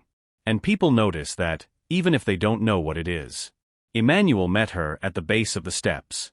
He wore a tailored suit, subtle cufflinks, and a look in his eyes that said, "You didn't have to say yes. But you did." He extended his arm. "Caroline." "Emmanuel." "You look," he paused, finding the right word. "Free." She smiled. "I feel it." Freedom doesn't always mean escape. Sometimes it means showing up, fully. In a room where people once made you feel small. You walk in without apology. And no one has the power to make you disappear again. Dinner was soft and unhurried. Conversation was warm. Emmanuel introduced her to colleagues not as a date, but as someone he respected. There were no jokes at her expense. No false stories. No possessive hand on her back. Just space. And comfort. And laughter she didn't see coming. At one point, she turned toward him and asked, "Why did you invite me?" He paused before answering. "Because you looked like someone who'd forgotten what it felt like to take up space." "And now?" He smiled. "Now you look like someone who's learning how to own it." He offered his hand once, gently. Just one dance. She hesitated, then placed her hand in his. It wasn't a fairy tale twirl. It wasn't flashy. But it was real. Two people moving together. Slowly. Respectfully. Present. No ghosts. No past. Just music and movement. Have you ever been afraid to say yes to something, even though your heart needed it? Drop a dizzy if you've ever found your way back to yourself, one quiet decision at a time. And hit that like button if you believe healing can be elegant, too. The Grand Lexington Hall stood lit like a beacon, all crystal chandeliers, velvet ropes, and guests dressed in diamonds and pride. But when the sleek black sedan pulled up to the curb, the air seemed to hush, just slightly. The driver stepped out and opened the door. Not as someone seeking attention, but someone who had already survived more than anyone there could whisper about. She wore a flowing champagne gown with subtle silver detailing, and her hair swept elegantly over her shoulder. Her eyes didn't dart. Her steps didn't falter. Next to her, Emmanuel Macron, timeless in a black tuxedo, offered his arm, not as a claim, but as an extension of respect. They walked past the flash of camera phones and hushed murmurs. People turned. Some gasped softly. "Is that Caroline? With Macron? Wasn't she Peterson's ex? She looks like herself again." She heard it, but didn't react. Because tonight wasn't about what others thought. It was about finally owning the space she used to shrink in. Inside, the hall was dripping with class, chandeliers overhead, a quartet playing something slow and haunting, champagne bubbling over gold-rimmed glasses. Their names were on a card at the front table, close to the mayor, near the keynote speaker. As they took their seats, Caroline let out a breath she hadn't realized she was holding. "You okay?" Emmanuel asked softly. She smiled. "I am." And she meant it. It happened just after dinner was served. Caroline reached for her water when a familiar presence loomed, the kind that didn't need an introduction. Dressed in a tailored suit, but one that seemed looser than before. His posture stiffer. His eyes scanning her, and Emmanuel, with something between disbelief and desperation. "Caroline," he said, almost out of breath. "Can we talk?" Before she could answer, Emmanuel stood. Not aggressively. Just calmly. "Is there something urgent, Mr. Peterson?" Peterson shifted. "It's private." Caroline stood too, graceful, poised. "There's nothing private between us anymore." The room hadn't gone silent, but eyes were watching. And Peterson knew it. "You walked away from everything," he hissed. "From the life I gave you." Caroline kept her voice even. "I walked away from pain. And from a man who stopped being a husband long before I stopped being a wife. Peterson's face reddened. His voice dropped. And now you're on his arm? Is that it? The next name in your little rebound story. Emmanuel remained composed. He looked Peterson in the eye and said, "The difference between us is, I don't need to control her to feel respected. She stands beside me because she chooses to. That's more powerful than any last name you could have given her." The blow wasn't loud, but it landed. Peterson took a breath, muttered something under it, and walked away. Caroline didn't flinch, didn't follow, didn't look back. Because it was over, not with a scream, but with a silence that finally meant peace. The gala continued. People returned to their conversations, the quartet resumed their set, and the buzz slowly shifted away from the moment that had just occurred. But Caroline hadn't just survived it, she'd walked through it with grace. A song changed. Soft. Instrumental. Emmanuel turned to her, his tone gentle. "Care for a dance?" She hesitated. For a split second, the echo of old fears knocked gently, but they didn't take root. She nodded. Yes. They moved to the floor. Not like lovers. Not like strangers. But like two people holding space, and respect between them. His hand rested lightly at her back. Their steps were slow, intentional. And Caroline realized. She didn't feel small anymore. She didn't feel watched. She didn't feel like the broken version of who she used to be. She just felt present. And free. As the night drew to a close, they stepped outside into the cool air. The lights from the hall glowed behind them, but Caroline's heart was somewhere else, in her daughter's laugh, in her own journaled pages, in the echo of her own voice finally saying, "No more." "You were incredible in there," Emmanuel said. "I was whole," she replied. And she was. Not because of the man beside her, but because of the woman she had finally become. True closure isn't a door slammed in anger. It's a gentle hand resting at your back as you walk through a new one, smiling. Not because you won, but because you're finally free. Have you ever stood in a room that once made you small, and realized you've outgrown every corner of it? Drop a dove if you know what that kind of freedom feels like. And be sure to like, subscribe, and share. Caroline's next chapter? You won't want to miss it. Peterson Clark used to walk into boardrooms like a storm in a tailored suit. Every step measured. Every word rehearsed. His presence alone could seal multi-million-dollar deals. His business empire spanned ports, logistics firms, and government contracts. To the outside world, he was a man built of marble and confidence. Untouchable. Untamed. But time and arrogance have a quiet way of breaking even the strongest marble. It started small. An investor pulled out of a high-stakes international deal. A supplier filed a lawsuit. 2 employees resigned under mysterious conditions. His lawyers advised silence, but silence only made the rumors louder. The media started sniffing around. Words like tax discrepancies, breach of labor agreements, and hostile workplace environment began appearing in financial gossip columns. He blamed everyone but himself. The market. The government. His competitors. Even the weather. "They're jealous of my legacy," he'd mutter, scotch in hand, night after night. But his empire was beginning to crack. One morning, Peterson walked into the boardroom of his flagship shipping company, expecting his usual morning meeting. Only 2 out of 8 department heads showed up. No one had warned him. He stood at the head of the glass conference table, glaring across at the empty chairs, his voice simmering with disbelief. "Where's Brandon? Where's Anita?" "Resigned," muttered the head of operations. "Effective immediately." They didn't say goodbye. They left their badges and sent legal letters. Their lawyers say they'll be in touch. Peterson didn't respond. His hand clenched the edge of the chair. He walked out without saying another word. In the elevator, he leaned back and exhaled, long, shaky, unpracticed.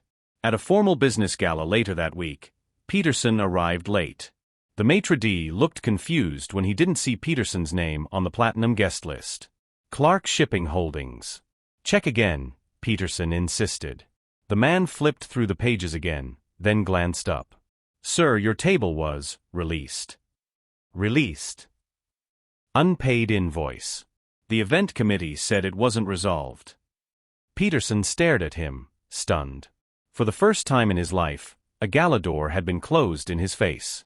He stormed out into the cold night, dialing his CFO with shaking hands.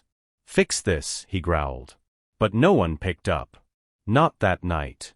Not the next morning. Not ever again. At home, things were no better. The women he once wined and dined, those who flooded his penthouse like perfume-scented trophies, were now ghosts. Not one returned his calls. Not one sent flowers. Not even Charlotte, the woman who once claimed to be his peace, returned for a second visit. And suddenly, the silence in his condo felt louder than the parties that used to fill it. The air was dry. The refrigerator was empty.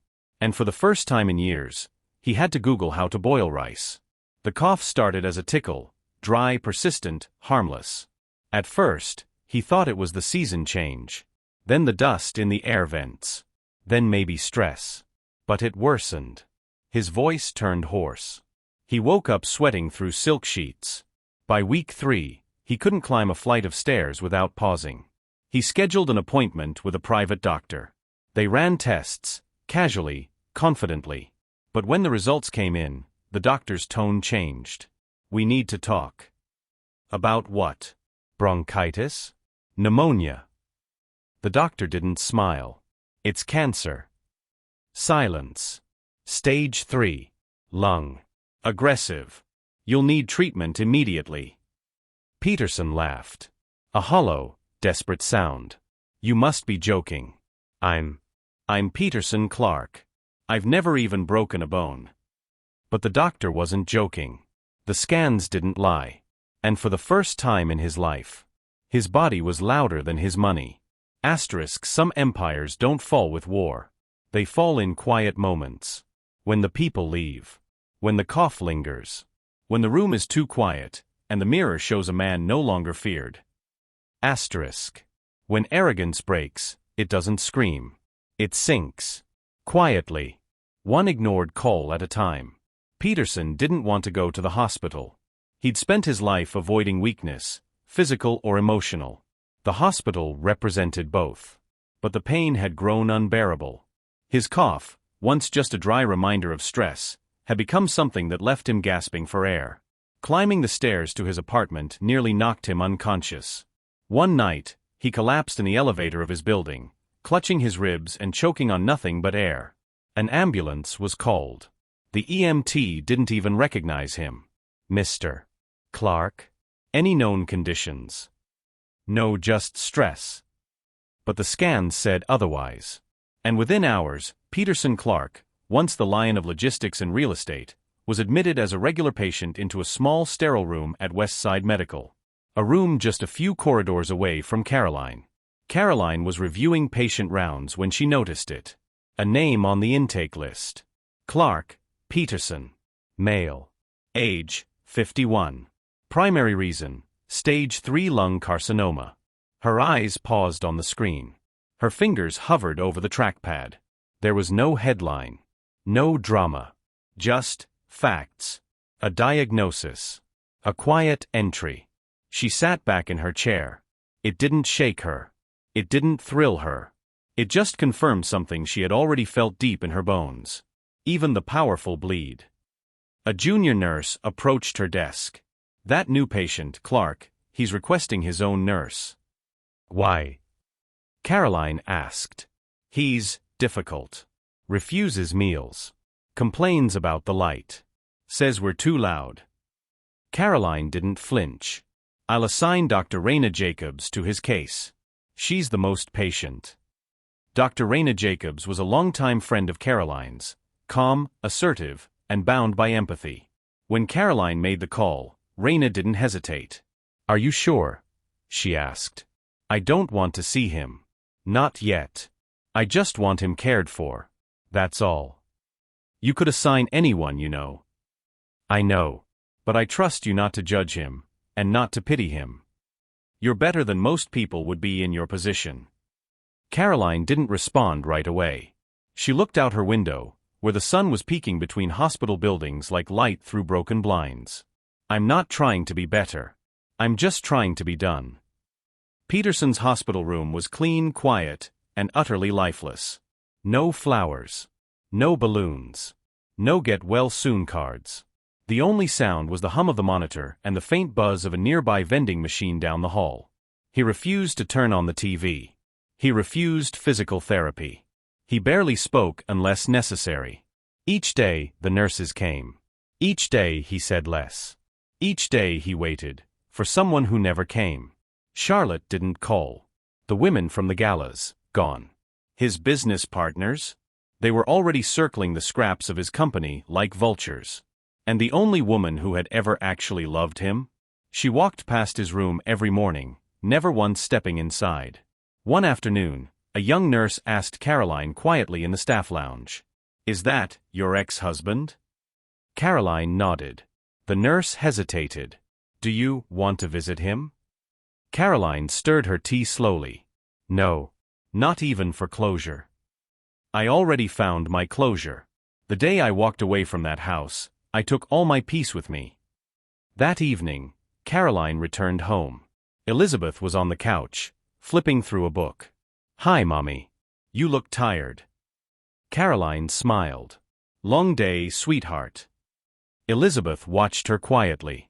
"Is it true Dad is sick?" Caroline sat beside her. "Yes. He's in the hospital." "Are you helping him?" "Not directly. But I made sure he's being cared for." Elizabeth was quiet, then asked, "Will you ever forgive him?"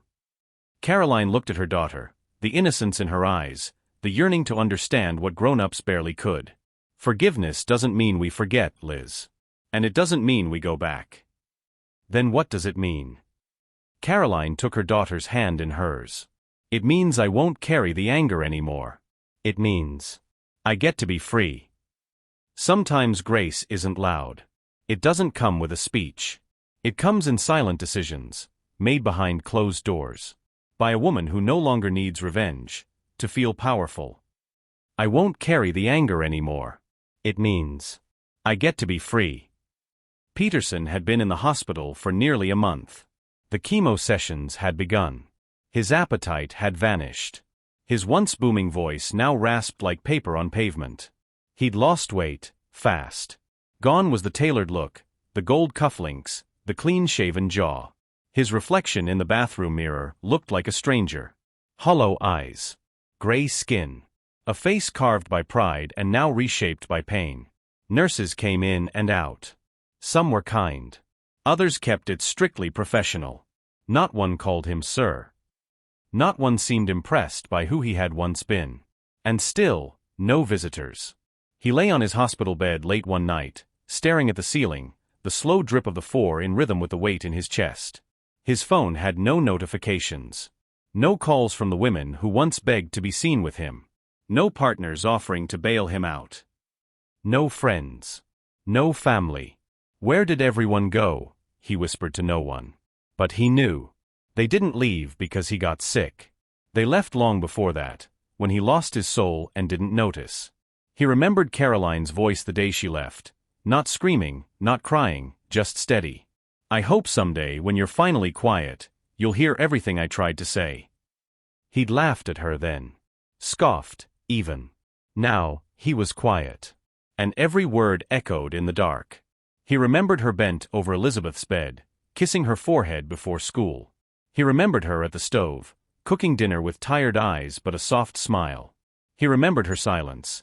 The night she caught him and didn't say a thing, just looked, packed and left. He had blamed her. Told himself she was weak. Convinced others she was dramatic. Convinced others she was dramatic. But now, he knew. She was stronger than I ever deserved.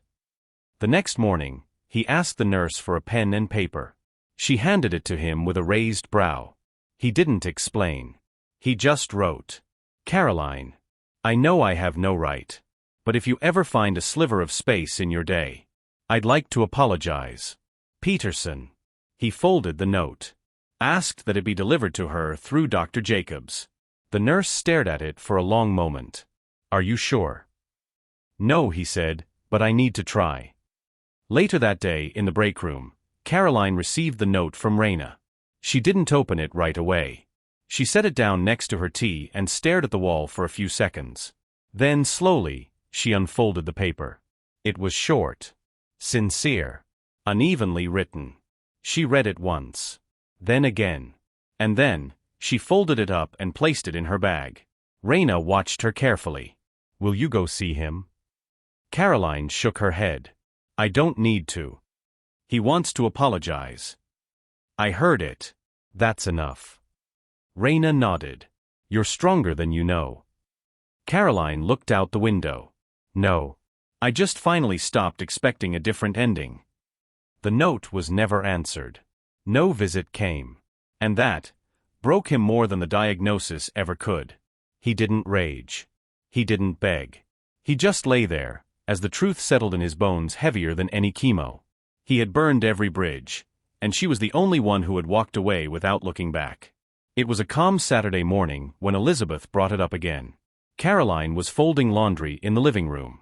Elizabeth sat on the floor, carefully braiding her doll's hair. "Mom," she said softly, not looking up, "can I visit Dad?"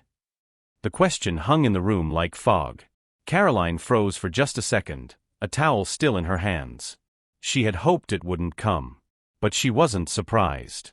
"Why do you want to see him?" "He's sick," Elizabeth said. "And I just want to say something. That's all." "You remember what he did to us?" "Yes," Elizabeth said without hesitation. "But I also remember that he was my dad before he stopped being kind." Caroline sat down on the edge of the couch, carefully setting the towel aside. "Are you sure this is something you want to do?" "Yes. But only if you think it's okay." It wasn't easy. But Caroline knew healing took many forms, and sometimes children carried wisdom that grown-ups couldn't always hold. She nodded slowly. "Okay. Just one visit. And I'll be nearby." They rode in near silence. Caroline glanced at Elizabeth a few times in the rearview mirror. Her daughter didn't look nervous. She looked thoughtful.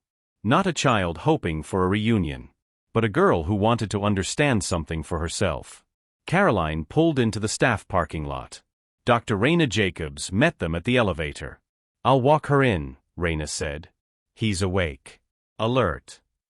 Caroline knelt beside her daughter. "You're doing something very brave. But remember, you're not there to fix anything." Elizabeth nodded. "I know. I just want to tell him I'm okay." When Elizabeth walked into the hospital room, Peterson's eyes widened. He hadn't seen her in nearly a year. His first instinct was to sit up straighter, but his body wouldn't allow it. He winced slightly, resting back on the pillow. "Elizabeth," he said hoarsely. You've grown." She stood at the foot of the bed. Her hands clasped in front of her. She didn't cry. She didn't run into his arms. "Hi, Dad." He blinked fast, tears threatening. "You came." "Only for a little while." Silence stretched between them. Finally, she spoke. "You hurt Mommy. And me." He nodded, shame already stitched across his face. "I know. You left without really saying goodbye. And that was confusing." "I didn't know how," he whispered. "I was wrong." "Mom said forgiveness doesn't mean going back. It means not carrying the anger." He looked at her, the little girl who used to fall asleep on his chest. Now a young woman with clarity in her voice. "She's right." Elizabeth gave a small smile. Not full. Not forgiving everything. But something in her eyes softened. "I don't hate you." Tears finally broke. Peterson covered his face with one hand. "Thank you," he said, "for just coming." Elizabeth exited the room 10 minutes later. Caroline stood waiting, her arms crossed, heart tight. Elizabeth walked to her and leaned in, not like a child who needed protection, but like someone who had just closed a quiet door in her own heart. "I said what I needed to say." Caroline held her tightly. "I'm proud of you." Later that evening, Caroline sat on the balcony of their apartment. Elizabeth had gone to sleep peacefully, her small frame curled under her favorite blanket, a new kind of calm on her face. Caroline opened her journal. She didn't write much. Just a single line. Sometimes, the greatest grace we offer is allowing closure to come from a child's heart, not revenge. She closed the journal. Outside, the city breathed. And for the first time in years, so did she. We think forgiveness is always loud. But sometimes, it arrives in small shoes, carrying a soft voice, and leaves behind peace where pain used to live. It was a calm Saturday morning when Elizabeth brought it up again. Caroline was folding laundry in the living room. Elizabeth sat on the floor, carefully braiding her doll's hair. "Mom," she said softly, not looking up, "can I visit Dad?" The question hung in the room like fog. Caroline froze for just a second, a towel still in her hands. She had hoped it wouldn't come. But she wasn't surprised. "Why do you want to see him?" "He's sick," Elizabeth said. "And I just want to say something. That's all." "You remember what he did to us?" "Yes," Elizabeth said without hesitation. "But I also remember that he was my dad before he stopped being kind." Caroline sat down on the edge of the couch, carefully setting the towel aside. "Are you sure this is something you want to do?" "Yes. But only if you think it's okay." It wasn't easy.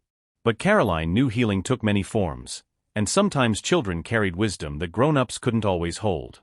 She nodded slowly. "Okay. Just one visit. And I'll be nearby." They rode in near silence.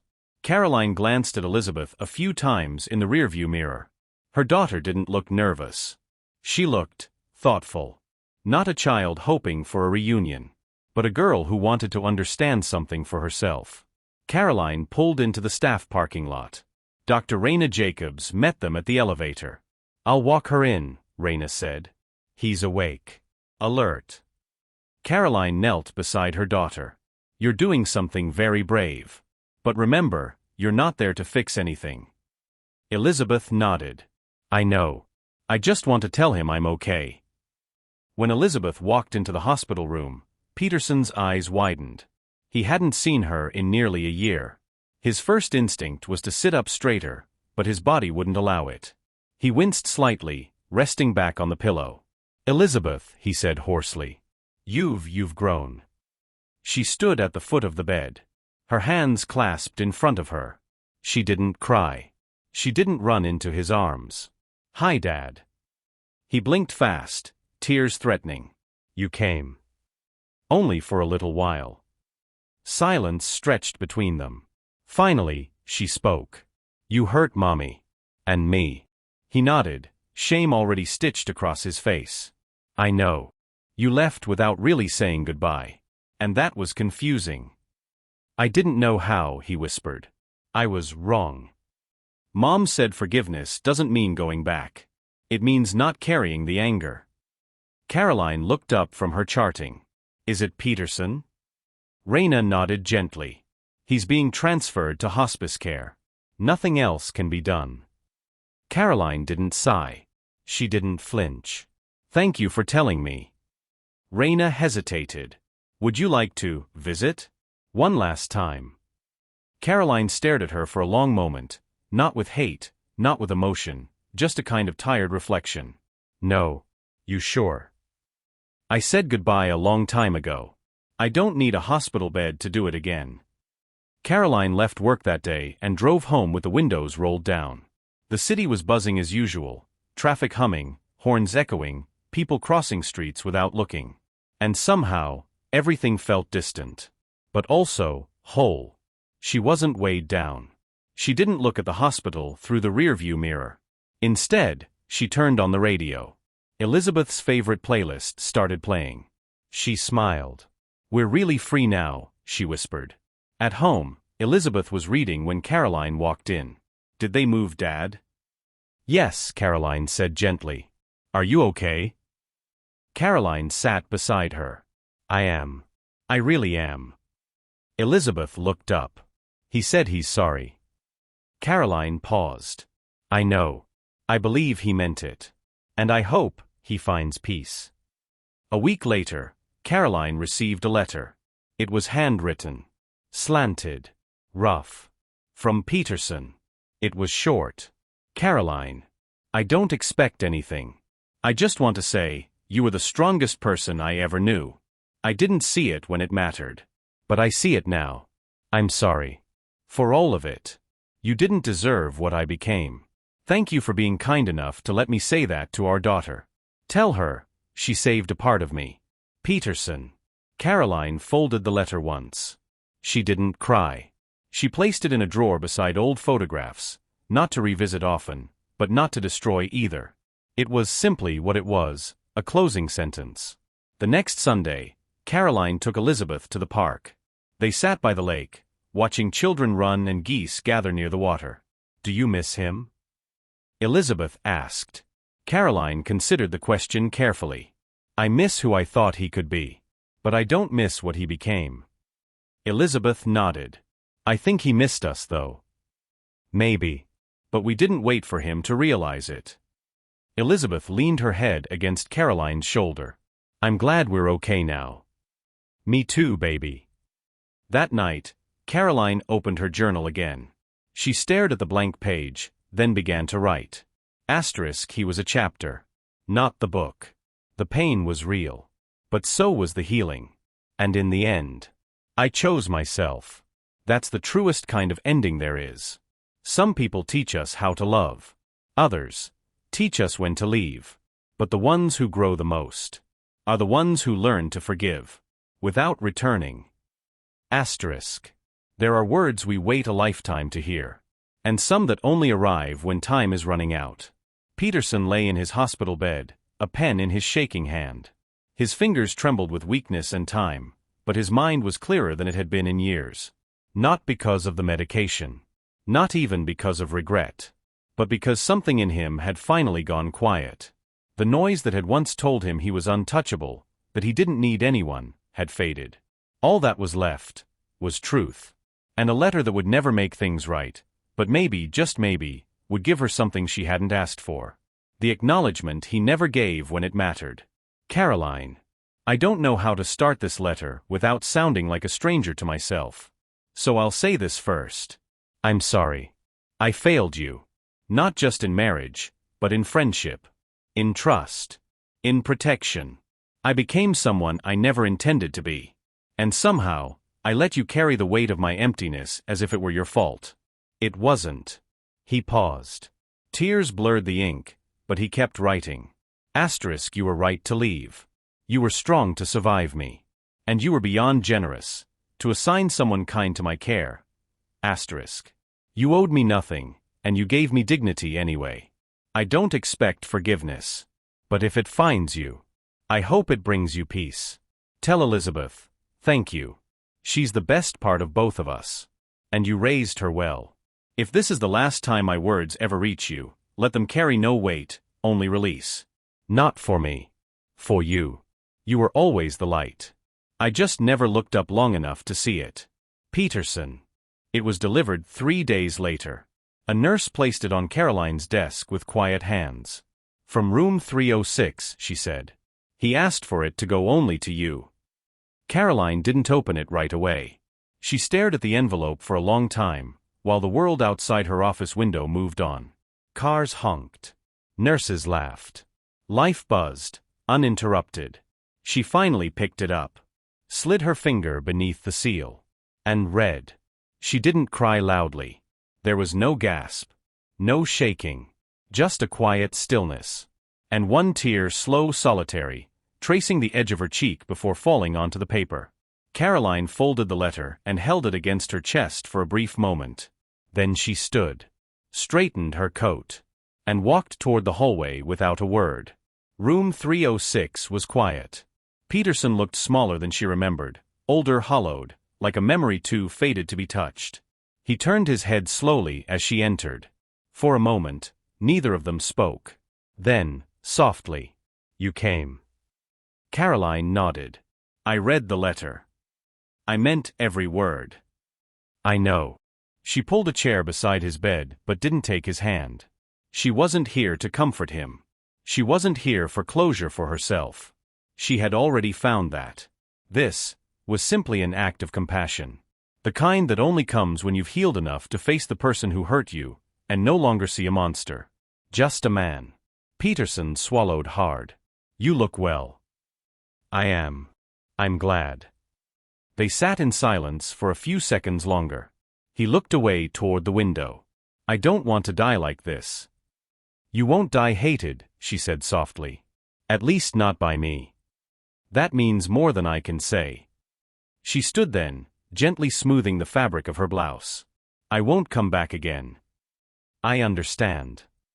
But I wanted you to know. I did love you. Once. That broke him more than anything else. Because it was truth, not rekindling, not nostalgia, just truth. She had loved him. And now, she didn't. And that was the cleanest kind of goodbye. She walked out of room 306 with her dignity untouched. There was no dramatic exit. No final turn of the head. No tears on the hospital floor. Just steady steps. Each one an echo of who she had become. A woman who had survived betrayal, heartbreak, and the shattering of dreams, and still found a way to walk forward without bitterness clinging to her heels. Asterisk, some letters don't ask for answers. They ask to be heard. And when you've healed enough, you don't return to the pain. You visit it once, lay it down, and leave with both hands free. Asterisk. Have you ever read words from someone who once broke you, and felt nothing but peace? Drop a love letter in the comments if you've ever faced the past, not to hold on, but to let go. And don't forget to like, subscribe, and share. Life, for Caroline, had found its rhythm again. Elizabeth was thriving in school. The hospital shifts were steady. The nights were calm, no longer haunted. The apartment, though modest, felt like hers in a way the mansion never had.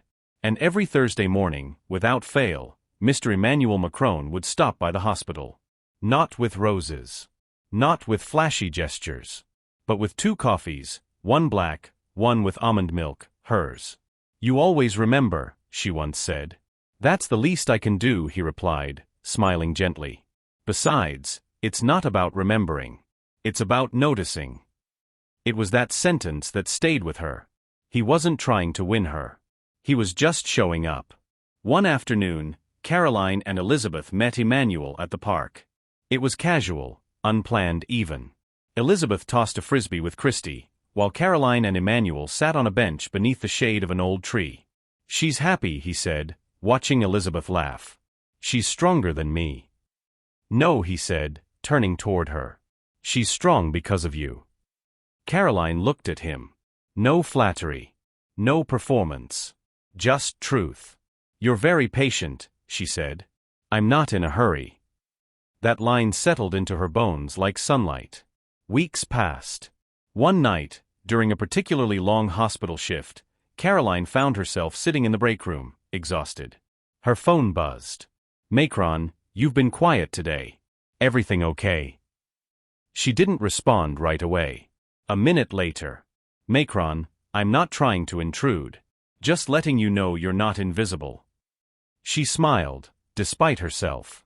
She typed. Just tired. Long shift. But I appreciate that message. I really do. Macron, do you need food? Coffee? Bad jokes. Caroline, coffee. No jokes. My brain can't handle humor right now. 30 minutes later, he was at the staff entrance. Coffee in hand. No expectations. You didn't have to come, she whispered. But I wanted to. He handed her the coffee, nodded, and walked away. That was the night her heart cracked open, just a little. Not because of grand gestures, but because he left without asking for anything in return. Elizabeth came home from school with a drawing. It was them, Caroline, Elizabeth, and someone tall beside them. That's Mr. Macron, she said proudly. Oh. Caroline raised an eyebrow. He always waves at me when he sees me at the hospital. And he talks to Christy like she's important. That's nice. Caroline held the drawing for a long moment. Do you like him? Yeah. But it's your heart. You get to choose who lives there. Caroline teared up. Elizabeth tilted her head. Are you crying? Just a little. Happy tears. One Friday evening, Macron called. There's an art exhibit tomorrow. Low key. Quiet. I thought of you. Would you want to come? Caroline hesitated. It's okay if not, he said quickly. Really. I just enjoy your company. But only if it's something you feel ready for. That was the difference. There was no pressure. No charm offensive. No dangling of opportunity. Yes, she said. I'd like that. Great. I'll pick you up at 4. Bring Elizabeth too, if you'd like. Maybe another time. Tomorrow, just me.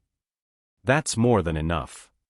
The next day, she slid into the passenger seat of his quiet sedan. He opened the door for her, but didn't stare. He complimented her outfit, but not her body. He asked about her week, but didn't dig. And in that ride, not even 15 minutes long, she felt something she hadn't felt in years. Safety. Not just in his presence, but in her own skin. The art exhibit was peaceful, local artists, soft lighting, gentle music in the background. Caroline found herself drawn to a painting of a single tree in a rainstorm, standing tall while everything around it blurred in motion. She stood before it for a long time. You see yourself in that one? Macron asked, approaching slowly. Maybe, she said. Or who I want to become. He nodded. You already are. And in that moment, the silence between them wasn't heavy. It was full. As he dropped her off that evening, Caroline lingered at the car door. Thank you, she said. For what? For giving me time. For letting me be exactly where I am.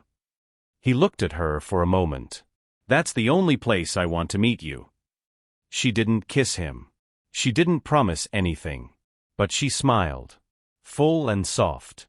And he smiled back, content. Caroline stood by the kitchen window, coffee in hand, watching the light touch the tops of the buildings. Elizabeth hummed a tune at the breakfast table, flipping through a workbook. You're in a good mood, Caroline noted. It's a Saturday, Elizabeth grinned. And it's sunny. And Christy's making pancakes. Caroline smiled. There was a rhythm to their days now, simple, soft, and safe. The past didn't call so loudly anymore. It was there but distant. Like an old scar that had faded. And then her phone buzzed. Macron, no pressure at all, but I'm visiting a bookstore this afternoon. Quiet little spot. You'd love it. Want to come? She stared at the message. Then typed one word. Caroline, yes. It was tucked away in a corner of the city she barely visited. The kind of shop with wooden floors that creaked under each step, and shelves filled not just with books, but with stories. He was already there when she arrived, a paperback in one hand, a cup of coffee in the other. He looked up. Not surprised. Not overly excited. Just calm. Grateful. You came, he said. I said I would. I know, he smiled.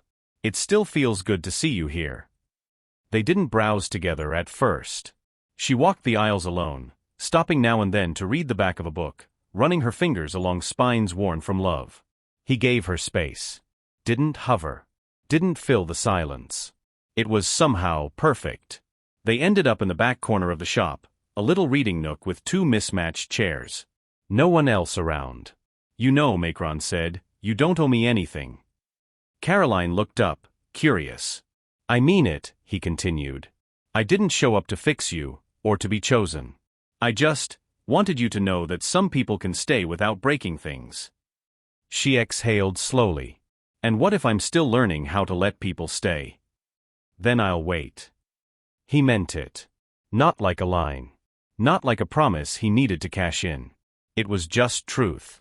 Caroline sat back. You're not like anyone I've met before. I don't want to be. That made her laugh, full and real. And in that moment, she felt something shift.